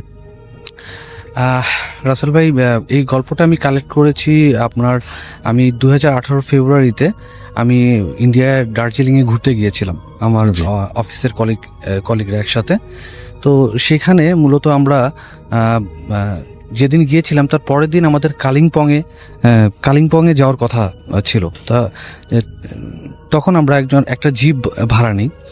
তো জিপ ভাড়া নিয়ে আমরা রওনা দিই সকালের দিকেই। তো সকালে যাওয়ার পথে কালিম্পংটা অ্যাকচুয়ালি যারা ওখানে গিয়েছেন তারা ভালো জানেন যে ওটা কিন্তু মূলত পাহাড়ি একটা জায়গা, যেখানে এক পাশে হলো পাহাড়, আরেক পাশে মানে খাদ। সেখানে কিন্তু পাহাড়ি অনেক গাছ আছে এবং এক পাশটা যেটা বলতে পারেন অনেকটা জঙ্গল, ম্যাক্সিমাম জায়গাটাই হচ্ছে জঙ্গলের মতো দেখায়। সো ওখানে যাওয়ার পথে আমার আবার মূলত মানে গল্প কালেক্ট করার একটা ইচ্ছে সবসময় থাকে। সো আমি আমাদের ড্রাইভারকে আমি জিজ্ঞেস করলাম যে আপনি যে এতদিন ধরে এই পথ ধরে গাড়ি চালান, আপনি কি কখনো এরকম কোনো প্যারানর্মাল অ্যাক্টিভিটির সম্মুখীন হয়েছেন বা ভূত বা জিনের সম্মুখীন হয়েছেন কিনা? তো উনি বলেন যে হ্যাঁ, ওনার সাথে একটা ঘটনা ঘটেছিল, যেটা হচ্ছে আপনার 2014 সালে, সেটা জানুয়ারির দিকে। তো আমরা সবাই উৎসুক হয়ে গল্পটা মানে ঘটনাটা জানতে চাইলাম তার কাছে। তো উনি তখন গাড়ি চালাচ্ছিলেন, রানিং অন দ্য ওয়েতে ছিলাম আমরা কালিম্পংয়ের উদ্দেশ্যে। সো উনি শুরু করেন, উনি যেভাবে বলছেন আমি সেভাবেই বলার চেষ্টা করছি। উনি যেটা বললেন যে উনি দার্জিলিং থেকে কালিম্পংয়ের উদ্দেশ্যে রওনা দেন প্রতিদিনের মতোই। তো সেদিনও উনি সেই একইভাবে গিয়েছিলেন। তো কালিম্পংয়ে যাওয়ার পরে ওনার ওখানে বেশ কিছু কাজ ছিল, কাজ শেষ করতে করতে ওনার একটু লেট হয়ে যায়। তো লেট হয়ে যাবার পর উনি ব্যাক করবেন এখন কালিম্পং থেকে দার্জিলিং সিটিতে। বাট যেটা হয় যে অন্যান্য দিনের থেকে সেদিন তার একটু লেট হয়ে যায়, তখন রাত আনুমানিক আপনার 10:30টার মতো হবে। তো একটু বলে রাখা ভালো যে আপনার দার্জিলিং সিটিতে যারা গেছেন বা ঘুরতে গেছেন তারা হয়তো জানেন যে রাতের বেলা, রাত 10টা মানে ওখানে অনেক রাত, তার মানে ওখানে অলরেডি জনমানব শূন্য হয়ে যায় সেই জায়গাটা। সো উনি মানে নর্মালি উনি ব্যাক করছেন তখন রাত 10:30টা। তো ব্যাক করতে করতে উনি পথের মধ্যে হঠাৎ করে উনি একটা জিনিস দেখতে পান যে পথের ধারে একটা মেয়েকে উনি দেখতে পান। মেয়েটা তাকে হাত দেখাচ্ছিল যে যাতে গাড়িটার তাকে সে ড্রপ নিতে যাচ্ছিল মানে গাড়ির কাছে। তো যখন সে মানে হাত দেখায়, সে মেয়েটাকে দেখে সে পুরোটাই অবাক হয়ে যায়, কারণ এত রাতে এখানে কোনো মেয়ে থাকার কোনো সম্ভাবনাই নেই। কারণ যেহেতু ওখানে মানে রাত 8টার দিকেই মানুষ শূন্য হয়ে যায়, সো ওখানে কোনো মানুষ থাকার কথা না। তো উনি আরেকটা বিষয় জানতেন, যেই প্লেসটাতে মেয়েটা দাঁড়িয়ে হাত দেখিয়ে তার কাছে লিফট চাচ্ছে, সেটা মূলত একটা হন্টেড এরিয়া। কারণ এর আগেও ওখানে অনেক মানে যারা ওখানে জিপ চালায় তারা অনেকেই ওখানে অনেক মানে অশরীরী অনেক কিছুই দেখেছিল। তো উনি এটা মনে করে উনি আর গাড়ি থামানোর কথা মানে ভাবেনি। উনি সঙ্গে সঙ্গেই সেই জায়গাটি যত দ্রুত সম্ভব ওখানে অতিক্রম করার চেষ্টা করে। উনি জোরে গাড়ি চালানো শুরু করে এবং উনি এতটাই ভয় পেয়ে যান যে উনি পিছন ফিরেও তাকাতেও ভয় পান। উনি সঙ্গে সঙ্গে ওই জায়গাটি ত্যাগ করেন। তো যেতে যেতে মূলত তার কিছু দূর পরেই রাসেল ভাই একটা শ্মশান ঘাট পড়ে। তো শ্মশান ঘাটটা উনি যখনই অতিক্রম করতে যাবেন, অতিক্রম করে যান, তারপরে ওনার মানে গাড়িটা আর কেমন যেন একটু ভারী হয়ে যায়, মানে গাড়িটা আর চলছে না, এরকম একটা অবস্থা। উনি যতই এক্সেলেটার দাবাচ্ছেন, মানে এক্সেলেটার যতই চেষ্টা করছেন গাড়িটাকে আরও একটু স্পিড তোলার জন্য, বাট গাড়িটা মোটো আগের মতো আর রান করছে না, গাড়িটা স্লো হয়ে গেছে। তো উনি হঠাৎ করে ওনার মাথার মধ্যে ওই জিনিসটা আসেনি যে এখানে কোনো প্যারানর্মাল ঘটনা ঘটতে পারে। উনি ভাবলেন যে হয়তো বা গাড়ির ইঞ্জিনে বা গাড়ির টায়ারে কোনো প্রবলেম হয়েছে, এর জন্য হয়তো গাড়িটা স্লো হয়ে গেছে। তো উনি গাড়িটা চেক করার জন্য উনি গাড়ি থেকে নামেন, নেমে ওনার হাতে যে মোবাইলটা ছিল সেটা লাইট জ্বালিয়ে উনি গাড়ির ইঞ্জিন এবং চাকা চেক করা শুরু করেন। উনি যখন চেক করে কোনো প্রবলেম খুঁজে পান না। সো উনি যখন কোনো সমস্যা পান না, উনি আবার গাড়ির দিকে ব্যাক করেন। তো উনি যেই আপনার দরজাটা খুলতে যাবেন, তখনই মূলত যেটা সব থেকে মোস্ট ইন্টারেস্টিং ঘটনাটা ঘটে যায়, মানে যেটা ভয়াবহ ঘটনা ওনার হিসেবে, সেটা হলো যে উনি দেখতে পান যে গাড়ির পেছনের সিটে সেই মেয়েটি বসে আছে, যেই মেয়েটি কিছুক্ষণ আগে ওনার কাছে গাড়িতে লিফট চেয়েছিল। তো উনি ওটা দেখার পরে উনি মানে কয়েক সেকেন্ডের জন্য স্টার্ন হয়ে যান যে উনি অ্যাকচুয়ালি কী করবেন উনি কিছুই বুঝে উঠতে পারছিলেন না। কারণ যেহেতু এটা পাহাড়ি পথ আর তখন অলমোস্ট রাত 11টা থেকে 11:30 বাজে। সো ওখানে অ্যাকচুয়ালি কোনো মানুষজন তো নেই। সো উনি তখন কি করবেন বুঝে উঠতে পারছিলেন না। তো এক পর্যায়ে উনি ডিসাইড করেন যে উনি মানে গাড়িতেই চড়ে যাবেন। তো উনি আল্লাহর নাম নিয়ে কলমা পড়ে গাড়িতে চড়ে বসেন। গাড়িতে চড়ে বসেন। রাসেল ভাই, আমি আপনাকে আগেও বলেছিলাম যে অ্যাকচুয়ালি ওখানে আমি ওনাকে জিজ্ঞেস করেছিলাম যে আপনি তো মানে পালিয়ে যেতে পারতেন, কিন্তু উনি বললেন যে ওখানে মানে পালানোর কোনো অপশন নেই, যেহেতু জায়গায় নাই, কোনো জায়গায় কোনো নেই, উপায় কারণ নেই। হচ্ছে যারা জানে পুরোটাই পাহাড়ি রাস্তা, তারা জানে। চারিদিকেই পাহাড় জঙ্গল, কোনো মানুষ অনেক দূর পর পর একটা বসতি আসছে, জি জি জি। বাজারের মতো কোনো একটা জায়গা অনেক দূর পর পর আসছে। হ্যাঁ, তো উনি সেটা ভেবে উনি, আর যেহেতু গাড়িটাই ওনার একটা সম্বল, মানে আয় ওটা করার, ছেড়ে তিনি তো ওটা যেতে চান। ছেড়ে উনি যেতে পারছেন না ওখানে। সো উনি যা হবে ভাবলেন, আল্লাহর নাম নিয়ে কলমা পড়ে গাড়িতে উঠে গেলেন। উঠে গিয়ে উনি গাড়ি চালানো শুরু করলেন এবং গাড়ি খুব দ্রুত চালাতে শুরু করেন এবং সাথে উনি খুব জোরে জোরে কলমা পড়তে থাকেন। উনি যখন এই কথাটা বলছিলেন, উনি আসলে আমি ওনাকে দেখেছিলাম, ওনার পশম দাঁড়িয়ে গিয়েছিল সেখানে। তো যখন উনি যতই জোরে গাড়ি চালাচ্ছেন চালাতে থাকেন, বাট পথ যেন শেষ হচ্ছে না ওখানে। আর উনি তখন ধরে নিয়েছিলেন যে আজকে হয়তো তার জীবনের শেষ রাত। সো উনি যখন যেতে থাকেন, যেতে যেতে হঠাৎ করে ওনার মনে হয় যে উনি একটু মানে পিছনটা দেখতে চাচ্ছেন যে এখনো সেই অশরীরীটা আছে কিনা। তো উনি রেয়ার ভিউ মিররে উনি দেখার চেষ্টা করেন, দেখেন যে মেয়েটা ওখানে এখনো বসে আছে। ইভেন তার ঠিক কয়েক সেকেন্ড পর মানে যেই মেয়েটা বসেছিল সেখানে, সে মেয়েটা বাতাসের মতো তার পাশে সিটে এসে বসে। আমি একটা কথা বলতে ভুলে গেছি রাসেল ভাই, মেয়েটা অ্যাকচুয়ালি দেখতে, মানে উনি যেটা বলেছিলেন অবয়বটি মেয়েটার, সেটা মেয়েটা দেখতে ছিল আপনার সাদা একটা শাড়ি পরার মতো, পা দেখা যাচ্ছিল না। আর মেয়েটার বয়স হবে আনুমানিক 20 কি 21 বছর। আপনি বলছেন একটু ভাসমান, মানে অনেকটা ট্রান্সপারেন্ট টাইপের, মানে কোনো স্থির না, আর খুব দ্রুত মুভ করছিল ওনার কথা মতো। উনি যখন মেয়েটা সেই মানে কয়েক সেকেন্ডের মধ্যে পাশের সিটে এসে বসে, উনি দেখার পর উনি আরো ঘাবড়িয়ে যান, মানে উনি আরো ভয়ে কি করবেন না বুঝতে পারছেন না। উনি যত দ্রুত পারেন গাড়ি চালানো শুরু করেন এবং আরো জোরে কলমা পড়া শুরু করেন। সব থেকে ইন্টারেস্টিং বিষয় হচ্ছে রাসেল ভাই, আমরা তখন শুনেও ভয় পেয়ে গিয়েছিলাম যে মেয়েটা সাডেনলি তার মাথা তার কাঁধে দিয়ে দেয়। মানে এটা খুবই হরর একটা মানে বিষয়টা। তো উনি যখন দেয়, উনি মানে ভাবতেও পারছেন না যে এরকম একটা ঘটনা ওনার সাথে এই মুহূর্তে ঘটছে।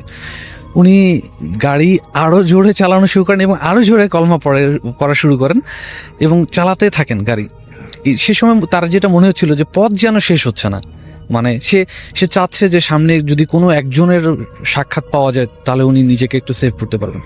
বাট আল্লাহর রহমতে যেটা হয় যে উনি যেতে যেতে একটা সামনে বাজার পড়ে। তো বাজারে ফরচুনেটলি দুটো লোককে উনি দেখতে পান যারা হাত দেখিয়ে ওনাকে লিফট নিচ্ছেন। মূলত দার্জিলিংয়ে যারা গিয়েছে তারা জানে যে ওখানে দেখা যায় পথে পথে মানুষ হাত দেখিয়ে মানে গাড়ির লিফট নেয়, নিয়ে ওরা নিজস্ব গন্তব্যে যেতে চায় আর কি। তো পরে যখন উনি যখন দুজনকে দেখলেন, তখন তার সাহসটা ফিরে আসলো। ইভেন মানে সে অনেক মানে কি বলবো, তার জানে পানি চলে আসছে যদি বাংলা ভাষায় কথা বলি। তো তখন সে সেই লোকগুলোকে জানতে চাইলো তারা কোথায় যাবে। তারা বললো যে আমরা একটু সামনেই যাব। তখন তাদের যে লাগেজগুলো ছিল সেগুলো গাড়িতে উঠিয়ে তাদেরকে নিয়ে উঠলো। কিন্তু এই পর্যায়ে একটা কথা রাসেল ভাই, যে উনি সেই কথাটা ওনাদের সাথে প্যাসেঞ্জারের সাথে কিন্তু শেয়ার করেননি। হ্যাঁ, সেটা এক পর্যায়ে উনি গাড়িতে ওঠানোর পর ওদের সাথে গল্পে মেতে ওঠেন। তো গল্পে মেতে ওঠার পর উনি কিন্তু ওই বিষয়টা ভুলে যান, ওই যেই অশরীরী যেটা ওনার গাড়িতে এসেছিলেন। উনি ওনাদের সাথে গল্প করতে করতে উনি চলতে থাকেন। চলার এক পর্যায়ে দেখা যায় যে সেই প্যাসেঞ্জারগুলো তাদের গন্তব্যে চলে আসে এবং তখন তারা সে ওনাকে ওখানে নামিয়ে দেওয়ার পরে তো ওনাদের লাগেজগুলো ছিল সেগুলো তিনি ওনাদেরকে বুঝিয়ে দেন। বুঝিয়ে দিয়ে উনি আবার গাড়িতে চলে আসেন, আবার ড্রাইভ করতে শুরু করেন। ততক্ষণে ভুলে গেছিলেন? ততক্ষণে উনি কিন্তু পুরোটাই ভুলে গেছেন, উনি আর ওই বিষয়টি তার মাথায় নেই। তো চলতে চলতে হঠাৎ করে তার কি যেন মনে হয়, সে আবার সেই রিয়ার ভিউ মিররের দিকে আবার উনি দেখার পরে যেটা হয়, তিনি তখন অবাক হয়ে যান যে সেই অশরীরী আত্মাটি এখনো সেই ব্যাক সিটে বসে যাওয়ার পর ঠিক সে আবার কলমা পড়া শুরু করে এবং আবার জোরে গাড়ি চালানো শুরু করে। মূলত এখন উনি কিন্তু ওনার বাসার উদ্দেশ্যেই যাচ্ছেন, দার্জিলিংয়ে ওনার বাসা। তো যখন আবার কলমা পড়তে থাকেন, সে পর্যায়ে ঠিক আগের মুহূর্তে যেটা হয়েছিল যে সেই আত্মাটি আবার একইভাবে বাতাসের বেগে ঠিক ওনার পাশের সিটে চলে আসার পরে উনি সেটা দেখে আরো ভীতু হয়ে যান। তো পরবর্তীতে যেটা হয়, কিছুক্ষণ পরে মেয়েটা উনি যেটা বললেন আমাকে, যে ঠিক ওনার কাছে এসে পুরো বাতাসের মতো আত্মাটি মিশে যায়। পরে উনি কলমা পড়া বন্ধ করেন না, উনি পড়তে পড়তে ঠিক অনেক কিছু দূর যাওয়ার পরে তার মানে বাসায় উনি ফিরে চলে আসেন। বাসায় আসার পরে উনি বিষয়টা মূলত কাউকে শেয়ার করেন না। বাসায় উনি ঢুকেই প্রথমে যেটা করেন, ওনার একটা ছোট বাচ্চা ছিল, তো উনি ছোট বাচ্চাটার কাছে প্রথমে যান, গিয়ে তাকে আদর করতে চায়। তো বাচ্চাটা মূলত তাকে দেখার পর থেকে মানে কাঁদতে থাকে। তো তো উনি ভেবেছেন এটা নর্মাল, বাট সে তাকে দেখার পরে মানে কাদা আর বন্ধ হয় না। তো উনি এক পর্যায়ে তার ওয়াইফ তার কাছে এসে বলে, যেহেতু তুমি বাইরে থেকে আসছো, তুমি একটু হাত মুখ ধুয়ে না, আমি তোমাকে খাবার দিচ্ছি। তখন রাত বেশ আনুমানিক 12টা এরকম বেজে গেছে। তো উনি যথারীতি ওনার রুমে যান, মানে ফ্রেশ হয়ে রুমে চলে যান। রুমে চলে যাওয়ার পরে ওনার ওয়াইফ ওনাকে খাবার এনে দেন। বাট অ্যাকচুয়ালি ওইখানে থেকে আসার পরে ওনার শরীরটা কিন্তু রাসেল ভাই অনেক ভার হয়ে যায়, মানে উনি মানে নিজেকে একটু মানে অসুস্থ ফিল করতে শুরু করেন। তো ওনাকে খাবার দিলে উনি খাবারটা খেতে পারেন না। তো উনি মানে শুয়ে পড়েন। তো শুয়ে পড়ার পরে ওনার শরীর খুবই খারাপ, ঠান্ডায় উনি কাঁপছিলেন ওই সময়, মানে ওনার তখন অলমোস্ট তার বেশ জ্বর চলে আসে। তো এক পর্যায়ে উনি কি করেন, ওনার মাকে ডাকেন। ওনার মাকে বলেন যে, মা, আমার মানে বেশ ঠান্ডা লাগছে, আমার কাঁপুনি দিয়ে জ্বর আসছে, আমি কি করব? তখন তার মা বলেন যে, ঠিক আছে, আমি তোমাকে একটু মানে, তারপরে তার মা তার জন্য মানে কিছু গরম পানি নিয়ে আসে, ভাবে যে জ্বর যেহেতু আসে একটু গরম মানে পানি পট্টি দিয়ে দেয়। দিয়ে দেওয়ার পরে তারপরও তার মানে শরীরটা খুব একটা হয় না। তার মা তাকে বলে যে, তুমি ঘুমিয়ে পড়ো, এখন সকালে হতে হতে দেখবা যে জ্বর হতে চলে যাবে। তখন তার ওয়াইফ এবং তার মা তার যে যার রুমে চলে যায়। উনি তখন সেই সময় শুয়ে থাকেন, মানে ঘুমানোর চেষ্টা করেন, বাট ঘুমাতে যাচ্ছেন, বাট ঘুম আসছে না ওনার, মানে এত পরিমাণে খারাপ লাগছে। তো উনি তখন হঠাৎ করে সেই মানে ওনার সাথে কিছুক্ষণ আগে যে ঘটেছিল যে ঘটনাগুলো, ওগুলো মনে করা শুরু করেন। তো উনি মনে করেন যে তখন উনি ভাবেন যে হয়তোবা সেই অশরীরী আত্মাটি তার উপর ভর করেছে, এর জন্য তার মানে শরীরটা এত ভার হয়ে গেছে, বা মানে এত মানে তার এত মানে তার জ্বর আসছে, বা তার শরীরে এরকম হচ্ছে। তো আমি আপনাকে বলেছিলাম রাসেল ভাই যে ওখানকার দার্জিলিং এর যারা মানুষ, তারা কিন্তু এটা বিশ্বাস করে যে যদি কোনো ভূত পেট কারো উপর আসর করে, তাহলে যদি তারা গালিগালাজ করে সেই ভূত পেটটিকে, সে তাহলে তার শরীর ছেড়ে চলে যায়। এটা তারা বিশ্বাস করে ওখানকার মানুষরা। তো উনি যথারীতি মানে ওই জিনিসটা করার চেষ্টা করেন। উনি হঠাৎ করে মানে গালিগালাজ করা শুরু করেন। তিনি মনে করেন যে এটা বললে হয়তো ওনার কাছ থেকে ওই জিনিসটা হয়তো চলে যাবে। আচ্ছা। তো এক পর্যায়ে যেটা হয় যে উনি গালিগালা শুরু করেন, কিছুক্ষণ পরেই অদ্ভুত একটা ঘটনা ঘটে যায়, যেটা হলো যে ওনাদের যে বাথরুম ছিল সেখান থেকে হঠাৎ করে একটা মেয়ের অদ্ভুত ধরনের কান্নার আওয়াজ তারা শুনতে পায়, খুব বিকট শব্দে।